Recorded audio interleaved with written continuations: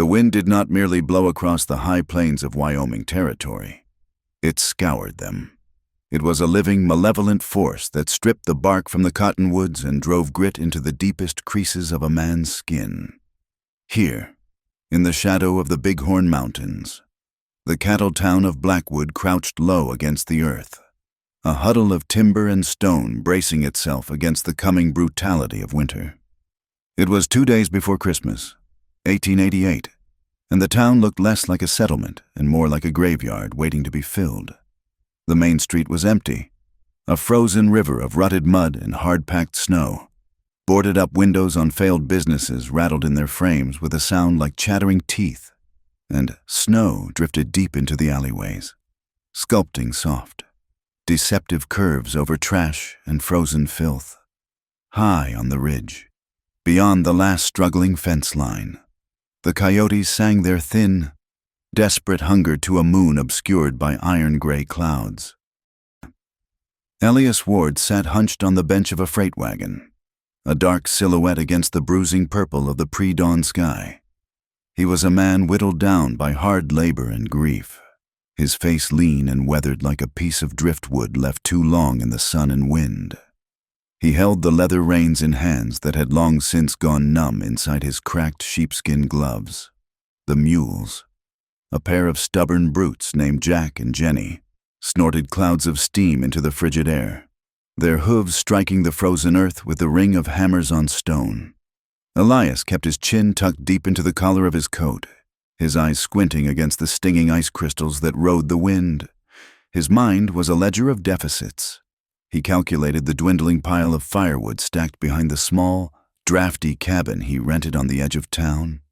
He thought of the flour barrel, which was down to a dusting of white at the bottom. Most of all, he thought of Maggie's shoes. The leather soles were worn so thin that he had lined them with folded newspaper 3 days ago. A temporary fix that did little to stop the biting cold of the ground from reaching her small feet. He needed $4 to buy her a new pair, decent ones that would last until spring. He currently had 70 cents in his pocket and a debt at the mercantile that made him cross the street to avoid the shopkeeper's gaze. The wagon hit a frozen rut, jarring Elias's spine, but the jolt did not wake the child sleeping in the nest of burlap sacks and straw behind him. He turned his head slightly to check on her. Maggie was 8 years old, a scrap of a girl with hair the color of dried wheat and a spirit that 3 years of poverty had failed to crush. She was curled into a ball, clutching a doll she had fashioned herself from a wooden spoon and scraps of blue calico. Elias looked back at the road, the guilt settling in his gut, heavier than the breakfast of cornmeal mush he had eaten hours ago. It was the same guilt that had ridden with him since Sarah died. Sarah. The name still felt like a jagged stone in his throat. It had been 3 years since the childbed fever took her. 3 years since he had stood over a fresh grave on their failed homestead claim, holding a 5-year-old Maggie's hand while the wind tore at their clothes.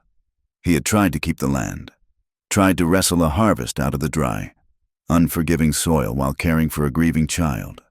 But the West did not bargain with desperate men. The bank took the farm, and Elias took Maggie to Blackwood, trading his dreams of independence for the grueling, steady work of a freight hauler. He was terrified, with a quiet, gnawing panic, that he was failing her. Every time he looked at her mended dress or saw her shivering before the stove heated up in the morning, he felt the ghost of his wife asking him why he could not provide better. A small voice piped up from the pile of burlap, muffled but bright. "Papa, are we to the mountains yet?" Elias softened his grip on the reins, though he did not turn around. "Not yet, Magpie. You stay under those sacks. The wind has teeth this morning." There was a rustling sound, and then Maggie's head poked out, a woolen scarf wrapped so tight around her face that only her large, inquisitive eyes were visible. "I was dreaming about the reindeer," she said, her voice fighting the whistle of the wind. "Do you think Santa Claus can find us out here in nowhere? The chimney it misses. Gable's house is awfully narrow. He might get stuck." Elias felt a fresh pang in his chest. "Santa is thin, Maggie. He does a lot of traveling. He fits where he needs to fit." "I hope he brings coal," Maggie said earnestly. Mrs. Gable says coal is for bad children, but I think it would be nice. It burns hotter than wood.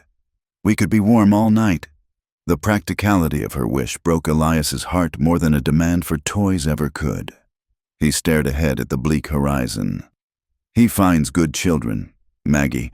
Don't you worry about that. He did not tell her that Santa Claus would likely be bringing nothing more than a stick of peppermint candy and perhaps a singular orange, if the shipment from the south made it through the pass. He did not tell her that he had agreed to take an extra run on Christmas Eve, a haul of mining equipment to a camp 10 miles out, just to secure the wages needed for next month's rent. They rolled into the freight yard as the sun tried and failed to break through the cloud cover. The yard was a chaotic expanse of mud frozen into jagged peaks, cluttered with wagons, crates, and men who looked as hard and used up as the livestock. Elias pulled the team to a halt near the loading dock, his joints popping as he climbed down. The cold seized him immediately.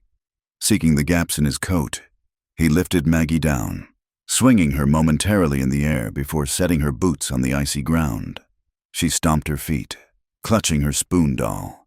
You stay by the office stove, Elias instructed, brushing straw from her coat. I have to get the manifest. Inside the freight office, the air was thick with tobacco smoke and the smell of unwashed bodies. A pot-bellied stove glowed cherry red in the center of the room. Several drivers were gathered around it, drinking coffee that looked like sludge and talking in low, rough voices. Elias nodded to them but moved to the counter to sign his paperwork. He recognized the men. There was Big Swede, a giant of a man with a scarred lip, and a wiry, mean-eyed Skinner named Daventry. They were laughing about something, their voices carrying over the scratching of the clerk's pen. I'm telling you, Daventry was saying, leaning back on a crate and spitting a stream of brown tobacco juice toward a spittoon. I saw the light on at the Duarte place past midnight. She is probably hexing the stew meat. Big Swede laughed. A booming, hollow sound. She is just cooking, you fool. A woman like that has to work hard to keep a roof, seeing as she kills off anyone who pays the rent. Elias paused, the pen hovering over the paper. He knew the name. Everyone in Blackwood knew the name Seraphine Duarte. She was the subject of more dark speculation than the weather. Black Widow, another man chimed in, warming his hands. That is what they call her.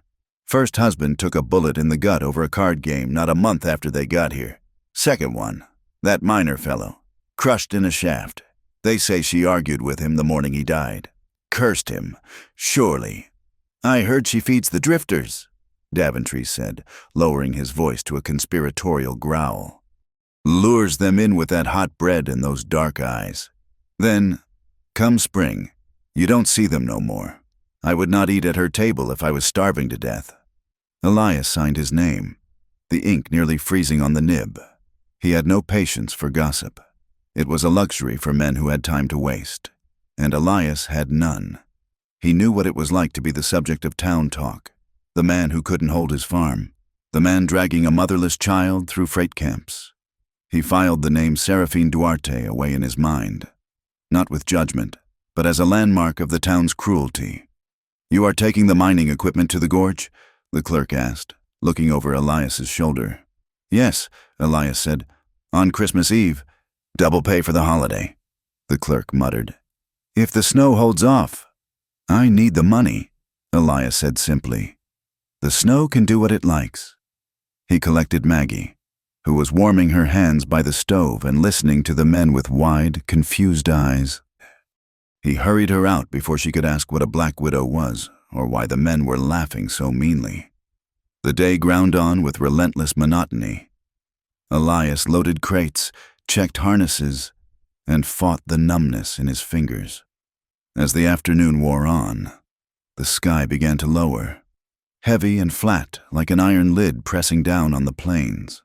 The wind shifted, coming from the north, carrying the unmistakable scent of a deep freeze. It was time to take Maggie to Mrs. Gable's Mrs. Gable was a widow who lived in a cramped, austere shack on the east side of town. She took in washing and watched children for a small fee, but she offered no warmth, either from her stove or her heart. "You are late, Mr. Ward." "Mrs.," Gable said as she opened the door. Her face pinched as if she smelled something sour. "Work ran long," Elias said, ushering Maggie inside. The shack smelled of lye soap and boiled cabbage. "I will be back late tomorrow night, after the run to the gorge." "Mrs." Gable looked at Maggie with critical eyes. "On Christmas Eve? A man should be with his family, not chasing coins. Family needs to eat," Elias said, his voice tight. He knelt down to look Maggie in the eye. "You be good, Magpie. I will be back before you wake up on Christmas morning. And I will have a surprise." "The orange?" Maggie whispered, hopeful. "Better," Elias lied, hoping he could make it true. "You help Mrs. Gable, don't cause trouble." He kissed her forehead, which felt cool and fragile against his lips, and walked out before the guilt could cripple him. Leaving her there, in that joyless house on the eve of the holy day, felt like a sin. But poverty was a stern priest that demanded penance in sweat and absence. The run to the gorge was brutal, but the return trip was worse. By the time Elias turned the wagon back toward Blackwood on Christmas Eve, the storm had arrived. It was not a flurry, but a white wall, a blizzard that erased the world. The wind howled like a wounded animal, driving snow horizontally into Elias's eyes, blinding him. The temperature plummeted, freezing the moisture in his nose and freezing his beard to his scarf. He was 5 miles out of town when it happened. The wagon was empty now, lighter and prone to sliding. The mules were skittish, fighting the bit, their heads lowered against the gale, in the swirling whiteout. Elias never saw the deep rut hidden beneath a drift of fresh snow. The front left wheel slammed into the hole. There was a sickening crack of dry hickory snapping, and the wagon lurched violently to the side. Elias was thrown from the bench. He hit the frozen ground hard, the impact knocking the wind from his lungs. He rolled, instinctively covering his head. As the wagon groaned and settled at a crooked angle, the axle shattered. He lay there for a moment, gasping for air, the cold instantly seizing his body. He scrambled up, ignoring the sharp pain in his left hip. The wheel was destroyed. The wagon was dead weight. "Easy, easy there," he shouted to the panicked mules, grabbing their bridles to keep them from bolting and dragging the broken rig. He had no tools to fix an axle in a blizzard. He had no shelter. If he stayed here, he would freeze to death before midnight. He unhitched the mules, slapped their rumps to send them toward the shelter of a nearby overhang he knew of, and turned toward town. He had to walk. The walk was a blur of suffering. Every step was a battle against the wind that tried to push him over. His boots, old and cracked, soaked through within the first mile. His toes burned, then throbbed, then went dangerously numb. He walked with a limp, favoring his bruised hip, his lantern swinging wildly in his hand, the flame sputtering, threatening to die and leave him in the absolute dark. He thought of Maggie to keep his feet moving. 1 step for the shoes, 1 step for the fire, 1 step for the orange. By the time the ghostly shapes of Blackwood's buildings emerged from the white chaos, Elias was dizzy with hunger and exhaustion. He was shaking so violently his teeth clicked together. He had missed the turn for his own cabin. The storm had disoriented him. He was on the west side of town, near the boarding houses and the saloons. He needed heat. Now. Most of the windows were dark. Shutters banged tight against the storm, but down the street, a single narrow window glowed with a steady, golden light. Above the door, a sign swung violently in the wind, creaking on rusted hinges. He squinted, wiping ice from his eyelashes. Duarte boarding table. The warning from the freight yard echoed in his mind. Black Widow, cursed, but the cold was a more immediate death than any curse. Elias stumbled toward the light, his legs feeling like wood. He reached the door and shoved it open, spilling into the room along with a gust of snow and wind. He slammed the door shut behind him, leaning back against it, gasping. The silence of the room was sudden and jarring after the roar of the storm. The air was thick and blessedly warm, smelling of rich beef stew, wood smoke, and yeast. The dining room was humble. Scarred wooden tables, mismatched chairs that looked like they had been salvaged from other lives, and a large iron stove in the center that radiated heat like a second sun. Elias blinked, his eyes adjusting to the lantern light. He peeled his frozen gloves from his hands, his fingers stiff and clumsy. "We are closed." The voice was low, accented and firm. Elias looked up. Standing behind a long wooden counter was a woman. She was dressed in severe black, the fabric swallowing the light, with a high collar that touched her jaw. Her hair was dark, the color of a crow's wing, pulled back severely into a braid, though a few stray wisps had escaped to frame her face. Her skin was pale, not the porcelain pallor of a lady of leisure, but the stark whiteness of someone who lived in shadows. Her hands, resting on the counter, were red and chapped from scrubbing and work. Her eyes were what held him. They were dark and sharp, wary as a hawk's, inspecting him with a mixture of defensiveness and assessment. She looked ready for trouble, her posture rigid. Elias pushed himself off the doorframe, swaying slightly. Water dripped from his coat onto the floorboards. I am not drunk, ma'am," he stammered, his voice rasping. He knew what he looked like, wild-eyed, shivering, a wreck of a man. "The storm! My wagon broke! I saw the light!" Seraphine Duarte watched him. She saw the way he leaned heavily on his left leg, the blue tinge to his lips, the uncontrollable tremors racking his frame. She saw a man who had walked out of the grave of the blizzard. Her expression shifted. The hardness in her eyes did not disappear, but it cracked, revealing something unexpectedly gentle beneath the armor. "Just a meal, ma'am," Elias managed, reaching for his pocket with a shaking hand. "I will pay. I have money." Seraphine moved. She did not walk. She seemed to glide with efficient, purposeful energy. She came around the counter, ignoring his fumbling for coins. "Sit," she commanded, pointing to a table near the stove. "Eat first. We talk coins after." Elias collapsed into the chair, the heat from the stove washing over him, making his frozen skin prickle with painful relief. Before he could unbutton his coat, a bowl was placed in front of him. Steam rose from it, carrying the scent of rosemary and slow-cooked beef. He looked up. Seraphine was already retreating, but she paused to slice a thick wedge of bread from a loaf on the counter. She placed it on a small plate and slid it toward him, along with a mug of black coffee. "Eat," she said again, softer this time. Elias did not need telling twice. He ate with the desperate focus of a starving man. The stew was thick, heavy with potatoes and chunks of beef that fell apart in his mouth. It was the best thing he had ever tasted. It tasted like life, as the warmth began to spread from his belly to his limbs. His senses sharpened. He realized he was not alone in the room. At a table in the far corner, 3 men were nursing whiskeys. They were town locals, rough-edged types with eyes that glittered with malice. Elias recognized one as a hand from the Bar K ranch. The men were watching him. They leaned in, whispering loud enough to be heard. "Look at that," the Bar K hand sneered. "The widower, cozying up to the widow on Christmas Eve. Reckon he has a death wish?" Another snickered. "Maybe he wants to join her other husbands." "Careful. Ward," the third man called out. His voice slurred. "Do not eat the meat." It might be what was left of the last man who stopped here. Elias froze, his spoon hovering halfway to his mouth. Shame flushed his face, hot and stinging. He was a proud man, despite his poverty, and being the butt of a joke in front of this woman made his stomach turn. He gripped the spoon, his knuckles white, debating whether to stand up and defend his dignity or stay seated and preserve his broken body. Seraphine did not flinch. She did not even look at the men.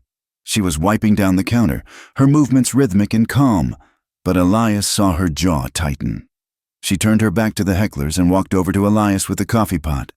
She poured more into his mug, the steam rising between them. "Pay them no mind," she said quietly, her voice barely a murmur. "The wind blows empty words as often as snow." She looked at him then, really looked at him. She took in the frayed collar of his coat, the exhaustion etched into the lines around his eyes, the way his hands were scarred from the rains. "You are the freighter," she stated, not asking. "The one with the little girl?" Elias nodded, swallowing a mouthful of bread. "Yes, ma'am. Maggie." Seraphine's eyes softened, the sharp edges melting away for a brief second. "Where is she tonight? In this weather?" "Mrs. Gables," Elias said. "I was working the late haul, trying to get ahead. On Christmas Eve," she murmured. She looked toward the window, where the snow was battering the glass. "A hard night to be away from a child." Elias looked at the empty plate set by the stove. It was clean, a fork and knife arranged neatly beside it. No one was sitting there.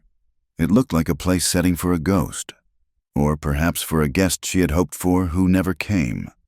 He followed her gaze back to the counter and noticed two things he had missed in his delirium.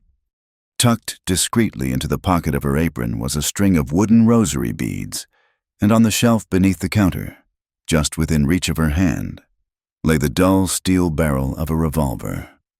She was a woman prepared for prayer and prepared for war. "You should eat more," she said, breaking his stare. She ladled another scoop of stew into his bowl without asking. Elias ate slower this time. The men in the corner had quieted down, perhaps bored by the lack of reaction, or perhaps unsettled by the quiet intensity of the woman in black. When he was finished, Elias wiped his mouth with the back of his hand. He felt human again. He reached into his pocket and pulled out his coins. He counted out 50 cents. The going rate for a hot meal in town was usually 40, but it was a holiday, and she had saved him. He placed the coins on the table. "Thank you, Mrs. Duarte. You saved me a bad night." Seraphine looked at the coins. She reached out and slid 2 of them back toward him, leaving only 20 cents. "It is too much," she said. "I watered the stew down too much tonight anyway. It was not worth full price." Elias looked at the bowl. It had been rich, thick, and hearty, not watered down in the least. He looked up at her, realizing what she was doing. She was giving him charity, but she was wrapping it in a lie so he could keep his pride.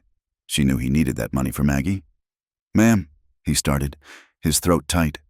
"The stew was fine. I can pay." "Take it," she said, her voice dropping to a harsh whisper. "Buy the girl a ribbon, or an orange. Do not argue with me in my own house." Elias hesitated, then slowly pulled the coins back. "Thank you," he said roughly. He stood up, his legs stiff but functioning. He buttoned his coat, pulling the collar up. The wind was still howling outside, rattling the shutters like a fist demanding entry. Seraphine walked him to the door. They stopped there, close together in the small vestibule. Elias was a tall man, but she did not seem small beside him. She had a presence that took up space. He raised his arm to brace himself against the doorframe, preparing to push into the wind. For a moment, they just stood there. He could smell the soap she used, something clean like lavender, beneath the scent of the kitchen. He could hear her breathing, steady and quiet. The air between them seemed to cloud, their breath mingling in the chilly draft leaking through the jam. He looked down at her, and she looked up. There was a flicker in her eyes, wariness. Yes, but also a flash of recognition. It was the look of one scarred animal recognizing another in the wild. A faint, startling pull tugged at Elias's chest, something that had nothing to do with the cold. He stepped back quickly, unsettled by the intimacy of the moment. Seraphine reached for the latch. "Go," she said. She opened the door, and the storm slammed into them. Snow swirled into the room, biting at Elias's face. He stepped out onto the porch, turning back to look at her one last time. She stood in the doorway, the golden light from the kitchen framing her silhouette against the dark. "Mr. Ward," she called out, her voice cutting through the wind. He paused. "This town eats men alive if they stay too long in its teeth," she said, her expression unreadable in the shadow. "Don't let it swallow your girl." The warning hung in the air, bitter and sharp, but Elias heard the note of protection buried underneath it. She wasn't threatening him. She was arming him. "I won't," Elias said with rough sincerity. "Merry Christmas, Mrs. Duarte." She shrugged, a small, defensive motion, masking her discomfort. "It is Christmas Eve," she said, looking away. "Even God might forgive me for feeding a stranger." She closed the door. The latch clicked, sealing the warmth away. Elias stood alone in the howling dark, the snow accumulating on his shoulders. He turned and began the trudge back through the blizzard toward the east side of town, toward Maggie. But as he walked, the biting cold didn't feel quite as deep as it had before. The memory of Seraphine's dark, guarded eyes and the warmth of her kitchen lingered in his mind. A small, stubborn ember glowing against the frozen night. The blizzard that had swallowed Blackwood on Christmas Eve finally broke 2 days later, leaving behind a silence so profound it felt like the earth itself had stopped breathing. The sun rose on a landscape of blinding, violent white. The world had been remade in ice. Fences were gone, buried under drifts that curled like frozen ocean waves, and the water troughs were solid blocks of stone-hard ice that had to be smashed with sledgehammers before the livestock could drink. The town did not wake gently. It dug itself out with a groan. Men with shovels and pickaxes worked in lines along the main street, their breath huffing in white clouds like steam engines, clearing a path from the livery to the saloon, and from the saloon to the general store. The sound of metal striking ice rang out like church bells in the thin, frigid air. For Elias Ward, the end of the storm meant the return of the grind. The holidays were a luxury for men with full larders and paid-up rents. For him, the weeks that followed were a blur of straining leather and aching muscle. The deep snow made the freight roads treacherous, turning a 10-mile run into a day-long ordeal of shouting at mules and digging wheels out of drifts. His shoulders burned with a constant, dull fire from lifting crates and wrestling with the reins, and his hands were perpetually stained with grease and cold mud. His nights were short and restless. He would lie in the dark of his drafty cabin, listening to Maggie's breathing, terrified that the silence of the room would be broken by the rattle of a cough. The winter was far from over, and the cold seemed to seep through the very logs of the walls. In his daily routes, hauling supplies from the depot to the businesses along Main Street, Elias often passed the Duarte boarding and table. He would slow the mules, his eyes drawn to the narrow window where he had seen the golden light on Christmas Eve. He meant to stop. He carried the intention like a stone in his pocket, heavy and persistent.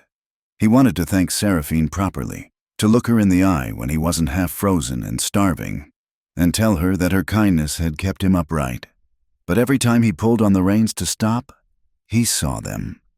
Cowhands from the outlying ranches loitered on her steps, smoking hand-rolled cigarettes and laughing with that sharp, jagged edge that men get when they have been out on the range too long. They watched everyone who passed with predatory boredom, and beyond them, he saw the townspeople. He saw the way Mrs. Miller crossed the street to avoid walking in front of the boarding house. He saw the way the banker, Mr. Henderson, kept his eyes fixed strictly forward when he hurried past, as if looking at the building might tarnish his reputation. Elias was a man walking a razor's edge of respectability. He was poor, a widower, and an outsider. He could not afford to slip. So, day after day, he snapped the reins and drove past, bearing his gratitude under the necessity of survival. The cost of Seraphine's reputation became clear to him one afternoon in the Mercantile. It was a cavernous space smelling of pickle brine, sawdust, and raw wool, presided over by a clerk who weighed flour as if it were gold dust. Elias was counting out his coins for a sack of cornmeal and a small tin of coffee when the bell above the door chimed. 2 women entered, sweeping in with the rustle of heavy petticoats and the air of moral authority. One was Mrs. Higgins, the banker's wife, and the other was Mrs. Thorne, the wife of the town's new Methodist preacher. Mrs. Thorne was a woman who wore her piety like a suit of armor, stiff and unyielding. They did not notice Elias standing in the shadows by the grain bins. They moved to the fabric counter, fingering bolts of calico. "I saw the hearse go up the hill yesterday," Mrs. Higgins whispered, though her whisper was loud enough to carry across the room. "Another drifter, they say, died of the chill," Mrs. Thorne sniffed, a sound of sharp disapproval. Or something worse. I heard he had been taking his meals at the Duarte place. It is a wonder the sheriff does not shut that house down. It is a blight. They say she wears black not for mourning, but for warning. Mrs., Higgins said with a shudder. Like that spider, the Black Widow. Men go in, and they do not come out the same, or they do not come out at all. No decent man would darken her door. Mrs., Thorne declared, slapping a bolt of blue cloth back onto the table. And certainly no Christian woman should acknowledge her. She carries bad blood and bad luck. It is in the eyes. Did you know her second husband was found with his neck broken? They called it a mining accident. But I have heard he was leaving her. Elias stood frozen, his hand clenched around his small bag of cornmeal. The venom in their voices was not just idle gossip. It was a verdict. They were stripping Seraphine of her humanity, turning her into a monster to be feared rather than a woman trying to survive. He stepped forward to the counter to pay, the floorboards creaking under his boots. The women turned, their eyes flicking over his rough coat and mud-stained trousers. Mrs. Thorne's gaze lingered on him. She knew who he was. In a town this size, everyone knew the widower with the little girl. Mr. Ward, she said, her voice dripping with a saccharine sweetness that barely masked the judgment beneath. We missed you at service on Sunday. I was working, ma'am, Elias said, keeping his voice level. Freight does not rest for the Sabbath. Work is a virtue, Mrs. Thorne conceded, tilting her head. But a father must also be mindful of his standing. One hears stories. One hopes you are setting a clean example for your daughter. A girl needs to know the difference between the light and the dark, especially in a town with such temptations. Elias felt the heat rise up the back of his neck. She knew. Somehow, the story of his Christmas Eve meal had traveled, twisted and darkened by the time it reached the preacher's house. Maggie knows right from wrong, ma'am, Elias said, his voice tight. And she knows kindness when she sees it. He dropped his coins on the counter, the sound loud in the quiet store, and walked out before he could say something that would lose him his standing entirely. But the shame burned him. He felt unfairly entangled. His simple act of survival twisted into something sordid. The winter grew harder, the days bleeding into a gray monotony of cold. And then, the fear that Elias lived with every day finally caught him. He came home late one evening, his bones aching, to find Mrs. Gable's shack dark and cold. When he stepped inside, the air smelled of sickness, that distinct, metallic scent of fever and confined spaces. Maggie was curled on a pallet in the corner, her small body racked with a cough that sounded like dry leaves being crushed. Her face was flushed, her skin hot and dry to the touch. Mrs. Gable was sitting by the stove, knitting with aggressive, jerky movements. She did not look up when Elias entered. She has been barking like a seal all afternoon, Mrs. Gable said, her voice sharp with annoyance. I gave her onion syrup, but she just spits it up. I'm not running a hospital here. Mr. Ward, I watch children. I do not nurse the dying. Elias dropped to his knees beside Maggie, panic seizing his chest. She is not dying, he snapped, brushing the hair back from Maggie's sweating forehead. It is just a cold. It starts as a cold, Mrs. Gable said darkly. Then it settles in the lungs. That is how the Smith boy went last winter. She finally looked at him, her eyes hard and uncharitable. A girl needs a woman's steady hand. Mr. Ward, a mother, not a mule driver who leaves her in drafty shacks until all hours. You should find yourself a wife, a proper one. Not that Mexican widow, mind you, though I hear you have a taste for her cooking. The cruelty of it took Elias's breath away. He looked at Maggie, who whined in her sleep, clutching her spoon doll. He looked at Mrs. Gable, a woman who claimed to be a Christian but had ice in her veins. He could not leave Maggie here, not another day. The thought of his daughter suffering under this woman's resentful gaze while he was miles away on the road was unbearable. He gathered Maggie up in his arms, wrapping her blanket tight around her. She was light, too light. I will pay you for the week, Elias said, his voice trembling with suppressed rage. But she is not coming back. Suit yourself. Mrs. Gable sniffed. But good luck finding anyone else in this town who will take a sick child for pennies. Elias carried Maggie out into the night, the cold air hitting his face. He walked toward his own cabin, his mind racing. He had to work. If he did not work, they did not eat. But who would watch her? The preacher's wife? She would preach at Maggie until the girl wilted. The saloon girls? Impossible. There was only one other place. One other woman who had looked at him without pity, who had fed him when he was starving. He hesitated. The gossip was a poison. If he took Maggie to Seraphine, he would be confirming every whisper. He would be marking himself. And worse, marking Maggie. Then Maggie coughed against his shoulder, a deep, rattling sound that vibrated through his own chest. Elias turned his boots toward the west side of town. To hell with the town. To hell with Mrs. Thorne and her blue calico. He needed warmth. He needed kindness. The sign for Duarte boarding table swung slowly in the wind. Elias knocked on the heavy oak door, shifting Maggie's weight in his arms. It opened a crack. Seraphine's face appeared, illuminated by the lamp she held. She saw him, and then she saw the bundle in his arms. Her eyes widened, and she opened the door fully. "She is sick," Elias said, skipping the pleasantries. I have nowhere else." Seraphine ushered them in, shutting the door quickly against the draft. She pointed to the chair by the stove, the same one Elias had sat in on Christmas Eve. He sat down, settling Maggie on his lap. "It is the chest cold," Seraphine said, her voice practical as she touched the back of her hand to Maggie's cheek. "Many have it. The air is too dry." "I need to work," Elias said, the desperation bleeding into his voice. "I have the night shift at the depot this week. I cannot leave her alone in the cabin, and the woman who was watching her—" He stopped, shaking his head. "She is hard. Mrs. Duarte, she has no heart for children." Seraphine pulled her hand back, her face closing off. She took a step away, crossing her arms over her black dress. "Mr. Ward," she said, her tone stiff.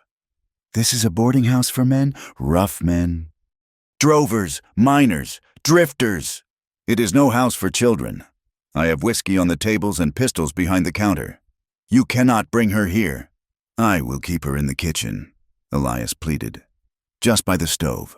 I will pick her up the second my shift ends. I will pay you, whatever you ask." "It is not about the money," Seraphine said, her accent thickening as her agitation grew. "People talk. You know they talk. If you bring her here, they will say you are bringing her to a den of sin. They will say I am bewitching her. I cannot have that on my conscience." "I don't care what they say," Elias said. "I care that she is warm." Maggie stirred. She pushed the blanket away from her face and blinked her fever-bright eyes.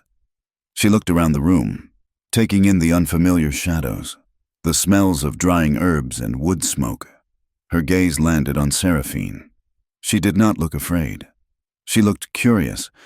She pointed a small finger toward the string of dried red chili peppers hanging from the ceiling beam near the stove. "Are those flowers?" Maggie asked, her voice raspy but loud in the quiet kitchen. Seraphine paused, caught off guard. She looked at the peppers, then back at the child. The stern lines around her mouth faltered. "No, little one," Seraphine said, her voice dropping its defensive edge. "They are peppers, chilies, for the heat." "They look like fire," Maggie whispered. She reached out a hand toward Seraphine's skirt. "You smell like bread." Elias watched Seraphine's face. He saw the struggle there, the protective wall she had built around herself, warring with an instinct she tried to suppress. She looked at Maggie's chapped hands, at the flush of fever on her cheeks, and then she looked at Elias. She saw the exhaustion in his eyes, the sheer, terrifying love of a father with no options left. She let out a long, resigned sigh. "Strict terms," Seraphine said, pointing a finger at Elias. "She stays in the kitchen, behind the curtain if men are eating. She does not go near the front door, and you are here the moment the whistle blows at the depot." "I promise," Elias breathed, relief making him lightheaded. "Put her on the bench," Seraphine commanded, moving toward the stove. I will make a poultice for that chest, mustard and flour. It will stink, but it will draw the sickness out. The arrangement began as a necessity, brittle and cautious, for the first few nights. Seraphine treated Maggie like a fragile package that had been left in her care by mistake. She kept her distance, busying herself with chopping vegetables or scrubbing pots while Maggie sat on the bench, wrapped in a quilt.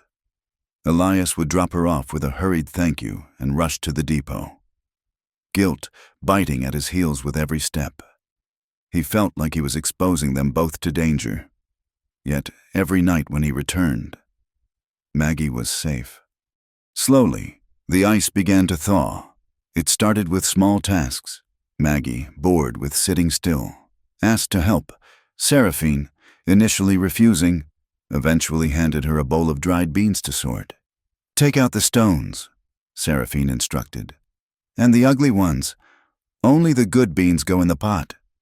Elias arrived one evening to find Maggie sitting on the floor, surrounded by bowls, laughing.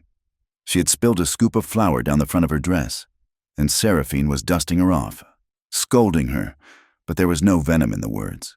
You are a messy creature, Seraphine was saying, swatting the white dust from Maggie's shoulders.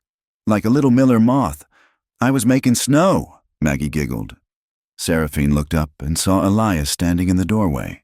She straightened up quickly, smoothing her apron, her face composing itself back into its usual mask. But Elias had seen the smile. Over the next few weeks, the kitchen of the boarding house became a sanctuary. The fever broke, leaving Maggie with her energy returned tenfold. She became a fixture by the stove. Seraphine taught her how to pat out tortillas, her small hands clumsy with the dough. No, not like a brick, Seraphine would correct her, guiding her hands. Like a cloud, gentle. They shared simple treats that Maggie had never tasted before. Tortillas fried in hot lard until they puffed up golden and crispy, then sprinkled with brown sugar. Maggie ate them with a reverence reserved for holy sacraments. One night, arriving quietly at the back door, Elias heard singing. It was not a hymn. It was a low, mournful melody in Spanish, a lullaby that sounded like the wind moving through a canyon. He peeked in to see Maggie asleep on the bench, her head pillowed on a sack of flour, and Seraphine sweeping the floor, humming the tune to herself. It was a domesticity that Elias had not known since Sarah died, and it made his chest ache with a longing he did not dare name. But the world outside the kitchen remained sharp and dangerous. It was a Tuesday, late in February. The wind was howling again, though with less fury than before. Elias finished his shift early and walked to the boarding house. He entered through the back, as was his custom now, but the kitchen was empty. He heard voices from the dining room, a man's voice, slurred and angry, and Seraphine's voice, cold and sharp. Elias moved to the curtain that separated the rooms and looked through. The dining room was mostly empty, save for a few regulars hunched over their plates. But at the counter, a cowhand Elias recognized as a drifter named Pike was gripping Seraphine's wrist. Pike was a large man, smelling of cheap whiskey and unwashed wool. I saw the card. Pike was snarling, leaning over the counter. You hid it. You are a cheat, just like your husband was. I do not play cards, Seraphine said, her voice steady but her face pale. She was trying to pull her wrist back, but his grip was iron. You are drunk. Leave my house. You hex the deck, Pike spat. Everyone says so. You hex the cards, and you hex the men. Maybe I should teach you a lesson about cheating honest men. He yanked her arm, pulling her off balance. She stumbled, her hip hitting the counter with a thud. Elias did not think. He did not calculate the consequences. He tore through the curtain, his boots slamming on the floorboards. Let her go. The voice that came out of him was not the polite, deferential voice of the freight driver. It was low and guttural. Pike turned, blinking bleary eyes. Who are you, the bodyguard? I am the man telling you to let go of her arm before I break yours, Elias said. He stepped closer, his fists clenched at his sides. He was tired, he was sore, and he was filled with a sudden, blinding fury at the sight of this man touching her, Pike looked at Elias, then at Seraphine. He sneered. "Oh, I see. It is the widower. Protecting the Black Widow. Isn't that sweet? You two deserve each other. Both smell like death." "Get out," Elias said. He didn't shout. He didn't need to. The threat was in the stillness of his stance. Pike weighed his options. He saw the set of Elias's shoulders, the size of his hands. He released Seraphine's wrist with a shove. "Crazy witch," Pike muttered, backing toward the door. "Keep your poison, Stu." He stumbled out into the night, slamming the door behind him. The silence that followed was heavy. The other men in the room kept their heads down, eating quickly.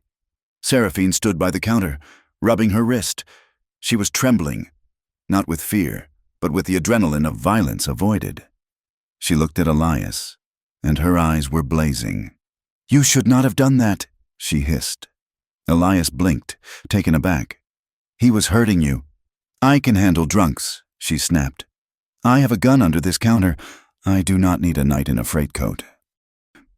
She turned and marched into the kitchen. Elias followed her. "Seraphine," he said, using her name for the first time. She spun around, grabbing a dishcloth and twisting it in her hands. "Do you know what he will say now? He will tell everyone you are fighting my battles. It makes it true. Elias, in their eyes, it makes it true. I don't care," Elias said stubbornly. "You should," she cried, her voice cracking. "Men don't hit what they can't catch. I have learned that. I keep moving. I keep them afraid of me. If they think I have a protector, they stop fearing the curse, and they start looking for weakness." She was shaking violently now. Elias reached out, instinctively, and took her hands. They were cold. "I am not going to watch a man put his hands on you," he said quietly. "Not for reputation, not for anything." She stared at him, her chest heaving. The anger drained out of her, leaving her looking small and incredibly tired. "Maggie is asleep," she whispered, looking toward the bench where the girl had slept through the entire altercation. "I know," Elias said. He did not let go of her hands. That night, after the last customer had left and the door was barred, they did not leave. Elias sat at the kitchen table, and Seraphine poured 2 cups of coffee. The adrenaline had faded into a dull ache. They sat in the pool of lantern light, the rest of the house dark around them. "My first husband," Seraphine said suddenly, staring into her black coffee. "His name was Julian. He was a gambler, a beautiful man, with a smile that could talk a bird out of a tree." Elias stayed silent, listening. "He lost everything," she continued, her voice clipped and dry. "The money, the horses. When he lost, he drank, and when he drank, he used his fists. Not on other men, on me." She traced the rim of the cup. "He died in a gunfight in Abilene. I was not even there. I was in the room, packing to leave him. But when they brought his body back, they looked at me, the bruise on my cheek, the bag packed, and they decided I had arranged it, that I was the bad luck." She looked up at Elias. "And the second one, the miner, Thomas, he was a good man, at first, but the gold fever took him. He wanted money more than he wanted a wife. We fought about it. I told him the mine was unsafe. He told me I was a nagging shrew. He went into the shaft the next morning to spite me. The timber gave way."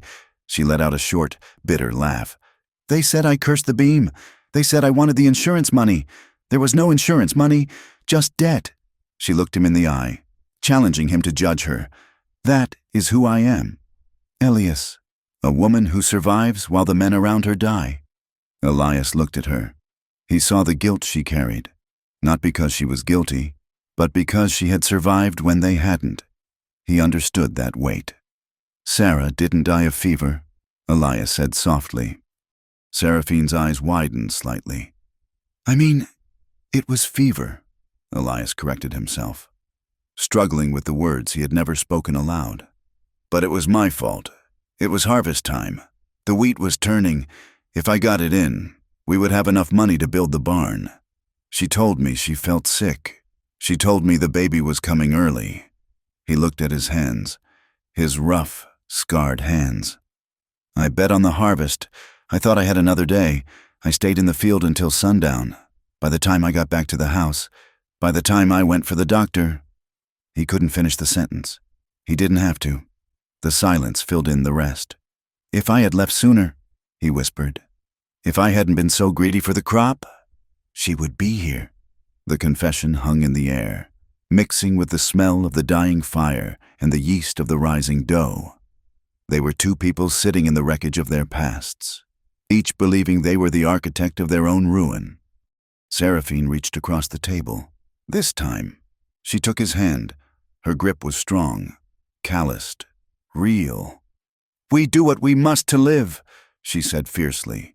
"God decides the rest. Do not take his work onto your shoulders. Elias, you are just a man." "And you are just a woman," he replied, looking at her. "Not a curse." A look passed between them then. It was unsentimental camaraderie, forged in the admission of their worst failures. But beneath it, something else began to crackle. Elias watched the way a lock of hair had come loose from her braid, curling against her neck. He saw the pulse beating in the hollow of her throat.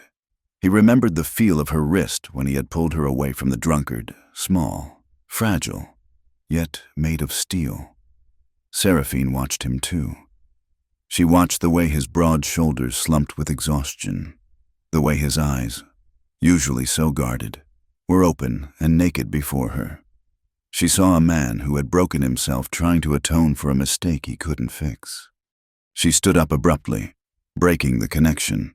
The air in the kitchen felt suddenly too thin, too charged. "It is late," she said, her voice breathless. Maggie should be in her own bed. Elias stood as well. He felt it too, a pull, terrifying and magnetic. He picked up his coat, shrugging it on. His shirt was damp with sweat from the heated room, clinging to his skin.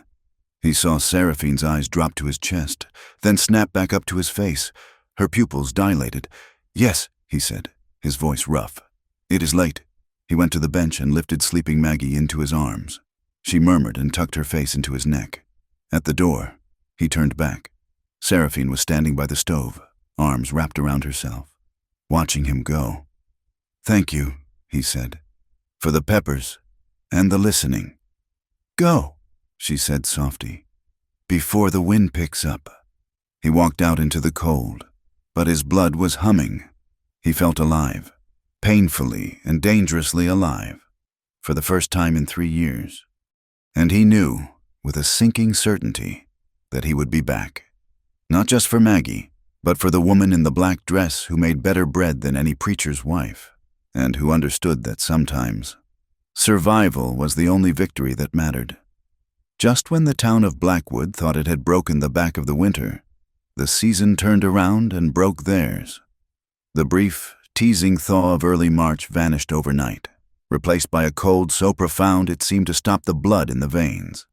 A second wave of storms rolled down from the north, not with the howling fury of the Christmas blizzard, but with a relentless, crushing weight. It was a silent killer.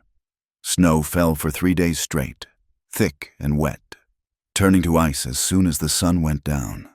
Fences vanished entirely under the drifts, leaving only the tops of the posts visible like tombstones in a white graveyard. Out on the open range, the devastation was quiet and terrible.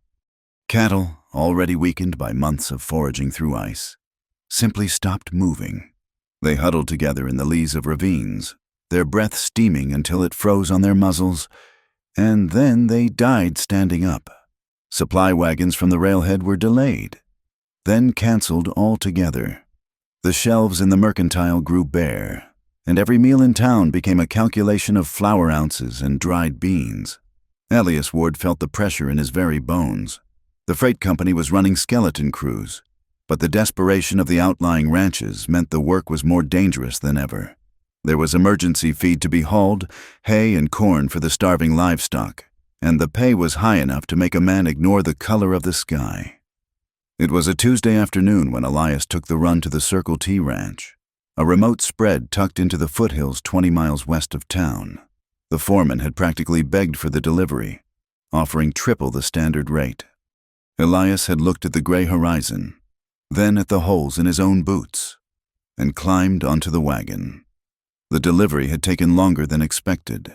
The track was a nightmare of hidden drifts and slick ice.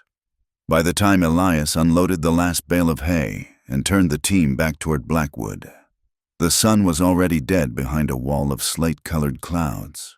The wind picked up, stripping the heat from the air in seconds. He pushed the horses, a team of heavy Percherons that were usually steady but were now tossing their heads, smelling the change in the weather. Elias cracked the whip, a sound that was swallowed instantly by the rising gale. "Get on!" he shouted, his voice tearing at his throat. "Get on home!" He was thinking of Maggie.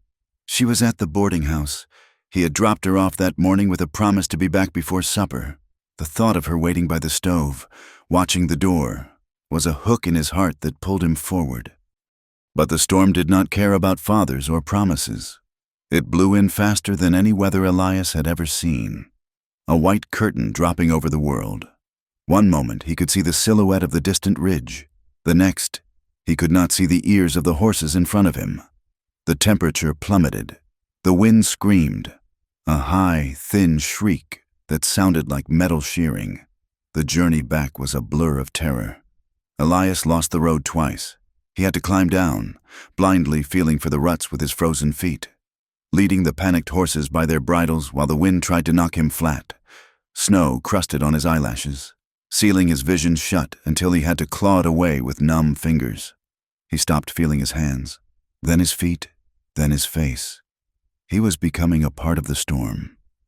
He did not steer the wagon into town so much as the horses found their way by instinct, smelling the wood smoke of the chimneys. When the vague shapes of the buildings emerged from the whiteout, Elias was half dead. He left the wagon at the livery stable, barely able to unbuckle the harness with his claw-like hands, shouting at the stable boy to cover the beasts before stumbling out into the street. He had to get to Maggie. He moved like a drunkard, staggering against the wind, falling once into a drift and struggling to rise.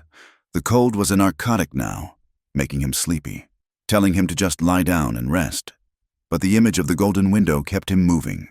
He fell against the door of the Duarte boarding and table, his fist hammering weakly on the wood. The door opened. Seraphine stood there, a lamp in her hand. For a second, she stared at the snow-covered apparition on her porch. Then she dropped the lamp.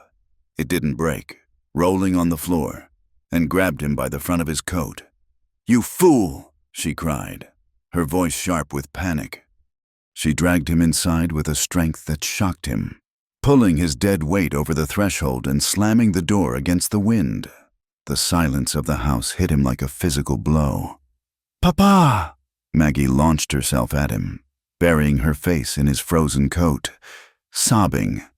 Elias tried to speak, to tell her he was all right, but his jaw was frozen shut. He could only make a low, groaning sound. Seraphine was a whirlwind of motion.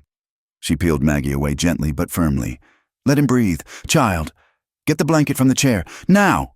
She turned on Elias, her hands working at the buttons of his coat. Her fingers were warm, searingly hot against his skin. "Look at you!" she scolded, her voice trembling with anger. "Look at you, Elias Ward. You're blue. You're ice. Did you think your daughter needs a frozen statue for a father?" She stripped the coat off him, letting it fall in a wet heap on the floor.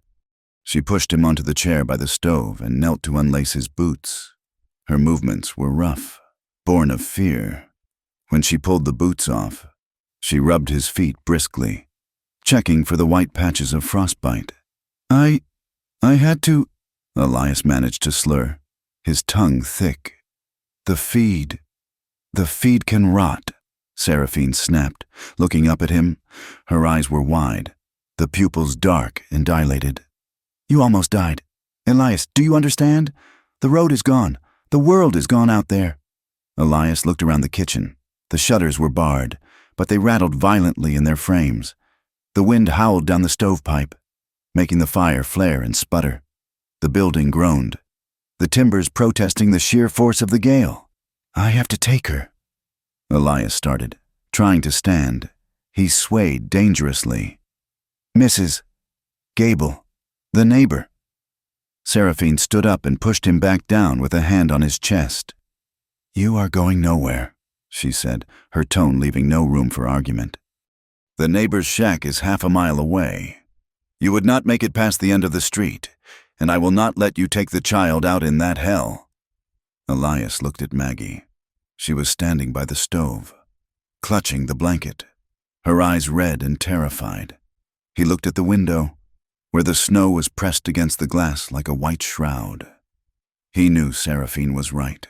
To go back out there was suicide. But, Elias swallowed, his throat raw. The town, if we stay, Seraphine, you know what they will say. Seraphine's face went still. She looked at the door, then back at him. She knew. She knew that a widower spending the night in the house of the Black Widow would be the final nail in the coffin of her reputation. It would confirm every whisper, every dirty joke. It might even cost Elias his job if the company decided he was of low moral character. She lifted her chin. Let them say it, she said quietly. Let them talk until their tongues rot. I would rather be called a whore than watch you and the girl freeze to death on my doorstep. She turned away, hiding the fear in her eyes, and began to issue orders.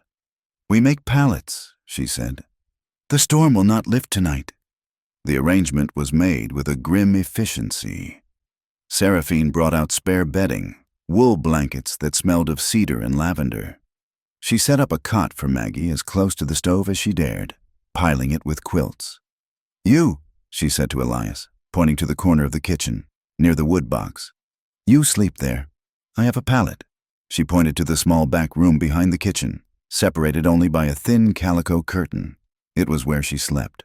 It is proper, Elias said, the word feeling inadequate. It is survival, Seraphine corrected him. She moved through the kitchen, checking the stove. She checked the damper. She checked the wood supply. She checked the water bucket. She checked the stove again. It was a nervous loop, a ritual of anxiety. Elias watched her, his body slowly thawing, the pain of returning circulation prickly and hot in his limbs. He saw how her hands shook slightly when she touched the iron latch of the firebox. She was haunted. The storm was not just weather to her. It was a memory of disaster. Maggie, exhausted by her crying and the warmth of the room, curled up on the cot. She clutched a rag doll that Seraphine had sewn for her weeks ago from scraps of an old blue dress. It had button eyes and yarn hair, and Maggie held it as if it were a talisman against the wind. Seraphine sat on a stool near the girl, humming softly. It was the same Spanish lullaby Elias had heard before. Her voice was thin and clear, cutting through the low roar of the wind outside. Slowly, Maggie's breathing evened out. She slept. The house grew quiet, save for the groaning of the wood and the shriek of the blizzard. The candle on the table burned low, casting long, dancing shadows against the walls. Elias sat on his pallet, his back against the wall, his legs stretched out. He felt a profound exhaustion, but sleep was miles away. He watched Seraphine. She had stopped humming but remained on the stool, staring at the fire. Her profile was sharp and beautiful in the dim light, etched with a sadness that seemed as old as the hills. He felt overwhelmed by a gratitude so large it hurt his chest. She had saved him. She had taken them in, knowing the cost.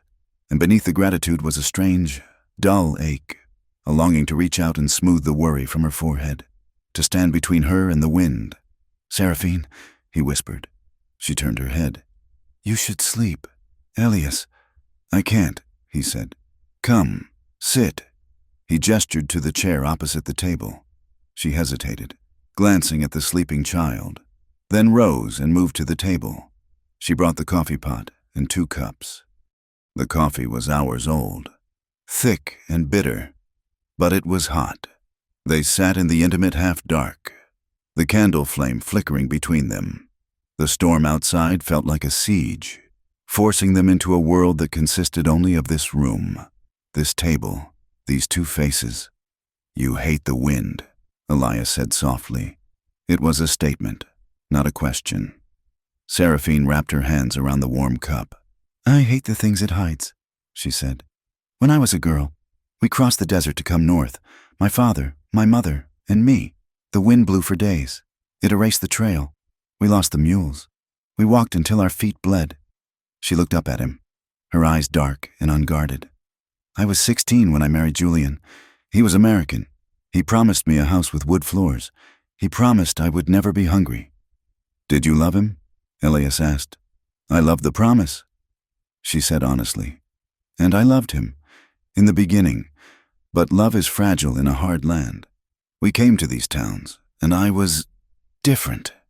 My skin, my voice, people looked at me like I was a thief waiting to steal their silver. She took a sip of the bitter coffee. Julian felt the shame of it. He wanted to be a big man, a rich man, to show them he hadn't made a mistake by marrying the Mexican girl. So he gambled. He thought luck was something you could force. The town says, Elias started, then stopped. The town says I shot him, Seraphine finished bitterly. I know. The truth is smaller. He was drunk. He accused a man of cheating. The man was faster. I was in the hotel room, packing a bag. I was going to leave him that night. Elias.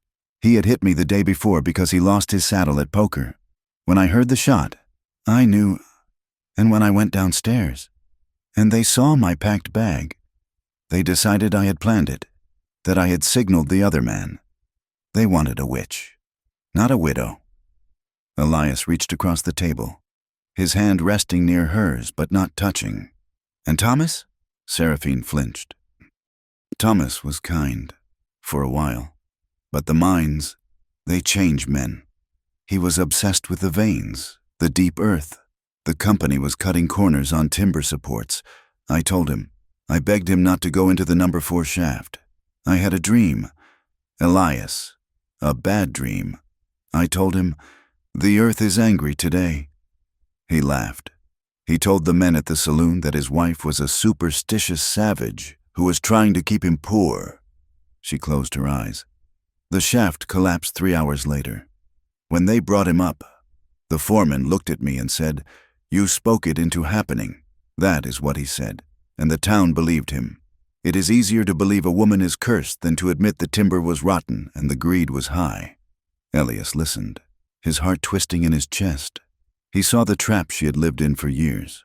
Every tragedy that befell her was twisted into proof of her wickedness. Her grief was denied. Her trauma was weaponized. They are fools, Elias said, his voice rough with emotion. They are blind fools.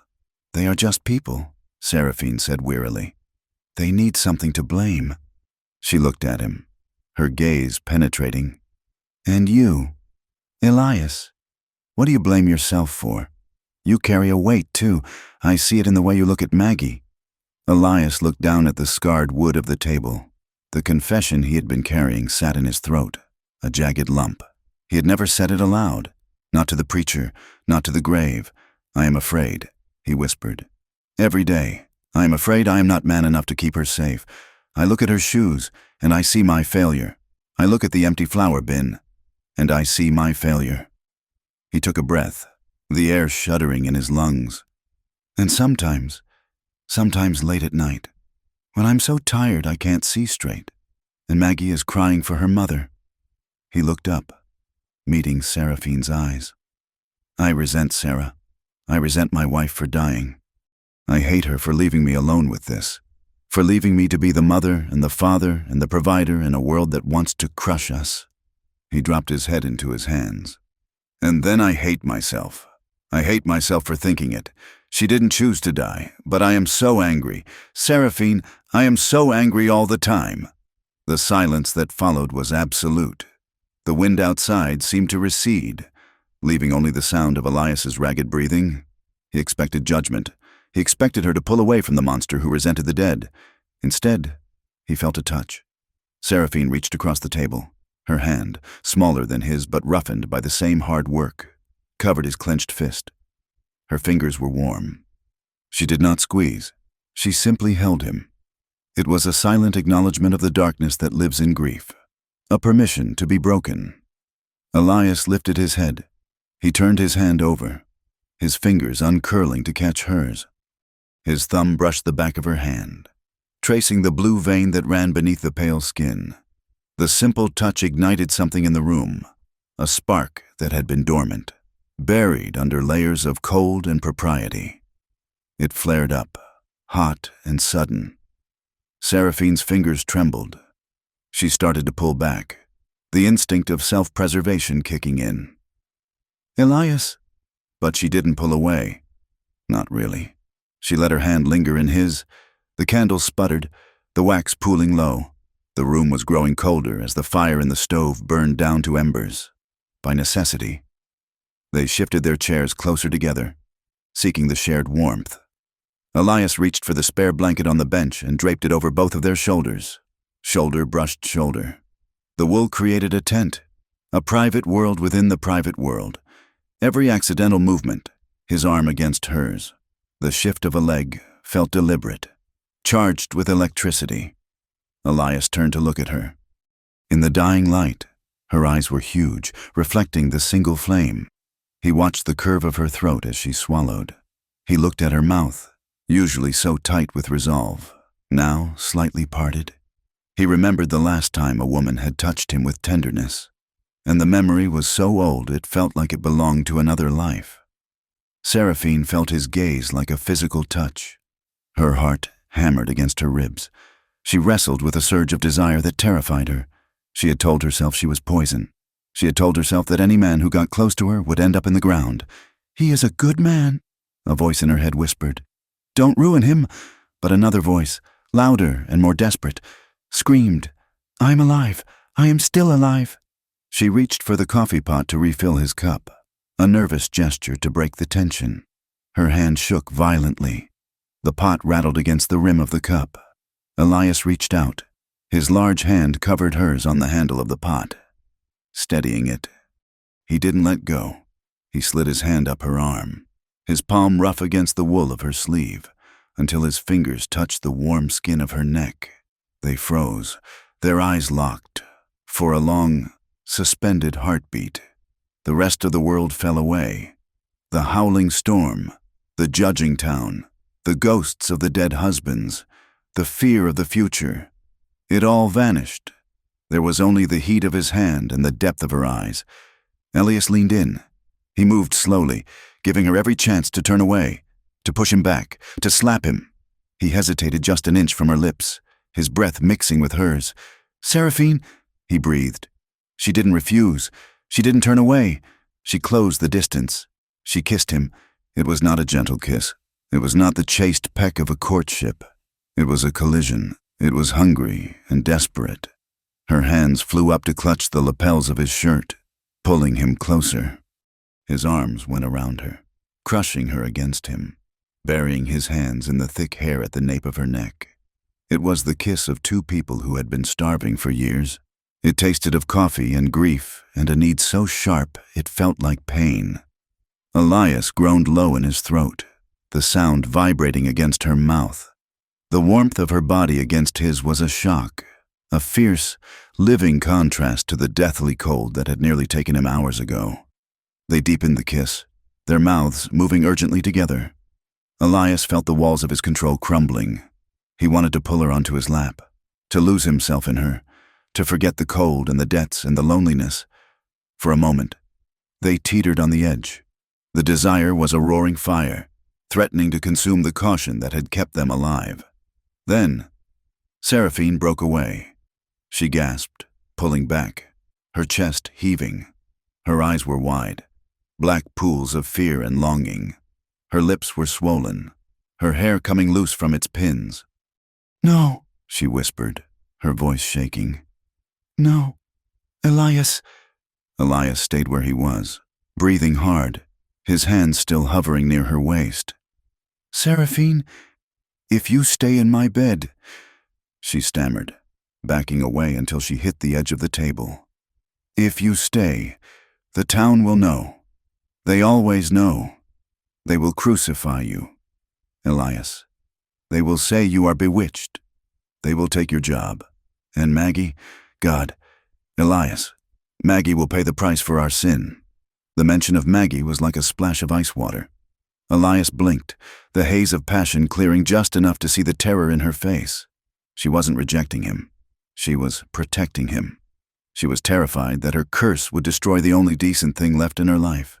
He looked at her, beautiful, disheveled, and frightened, and he felt a surge of protective love that was stronger than the lust. He forced his hands to drop to his sides. He forced his breathing to slow. "I won't," he said, his voice raspy. "I won't take anything that hurts you, or her." He stepped back, putting distance between them. The loss of her warmth was an immediate physical ache. "I am sorry," she whispered, tears standing in her eyes. I wanted to." "I know," Elias said. "I know." He turned and walked to his pallet in the corner. He lay down, pulling the scratchy wool blanket up to his chin. He did not take off his boots. Seraphine blew out the candle. The room plunged into darkness, save for the red glow of the embers in the stove. Elias heard the rustle of her dress as she went behind the curtain. He heard the creak of the pallet as she lay down. They lay there in the dark, separated by 10 feet of wooden floor and a world of prejudice. The storm continued to rage outside, battering the walls, but the loudest sound in the room was the beating of their own hearts. Elias stared up at the invisible ceiling, replaying the heat of that kiss, the feel of her mouth on his. He wondered if they had been saved by stopping, or if they had already crossed a line that could never be uncrossed. The taste of her was still on his lips, and he knew, with a terrifying certainty, that he would never be the same again. The dawn arrived not with the golden promise of morning, but with a bleak, blue-white light that offered no warmth. The storm had finally exhausted itself, retreating north and leaving behind a world sculpted from ice. Snowdrifts were piled high against the doors and fences of blackwood, burying the familiar contours of the town under a suffocating blanket of white. The silence was absolute. It was not the peaceful silence of rest, but the hushed, held breath of a predator waiting to strike. Inside the boarding house, the air was thick with the tension of the night before. Elias Ward and Seraphine Duarte moved around each other with the careful, jerky movements of strangers who share a dangerous secret. They did not speak of the kiss. They did not speak of the almost touch that had nearly unraveled their lives. Instead, they focused on the practicalities of escape. Elias woke Maggie before the sun had fully crested the horizon. The child was groggy, clutching her rag doll, her eyes puffy with sleep. Seraphine pressed a warm biscuit into Maggie's hand and wrapped a heavy wool scarf around her neck, her fingers lingering for a moment on the girl's shoulder. "Go quickly," Seraphine whispered to Elias, her eyes dark and shadowed by lack of sleep. "The town is not yet awake. If you leave now, perhaps no one will see." Elias nodded, his throat tight. He wanted to say something, to thank her, to reassure her, to bridge the distance that had snapped back into place between them, but the fear in her eyes stopped him. He opened the door, checked the empty street, and ushered Maggie out into the biting cold. They moved quickly, stepping high through the fresh drifts. The air burned their lungs. Main Street was a tunnel of gray timber and white snow, the windows of the stores staring blankly like dead eyes. They were 50 yards from the boarding house, just passing the livery stable, when a door creaked open. Mrs. Gable, the sour-faced widow who had once watched Maggie, stepped out onto her porch with a broom to sweep the snow. She looked up, her eyes narrowing as they landed on the pair. She looked at Elias, unshaven and wearing the same clothes as the day before. She looked at Maggie, and then she looked back down the street at the door of the Duarte boarding house.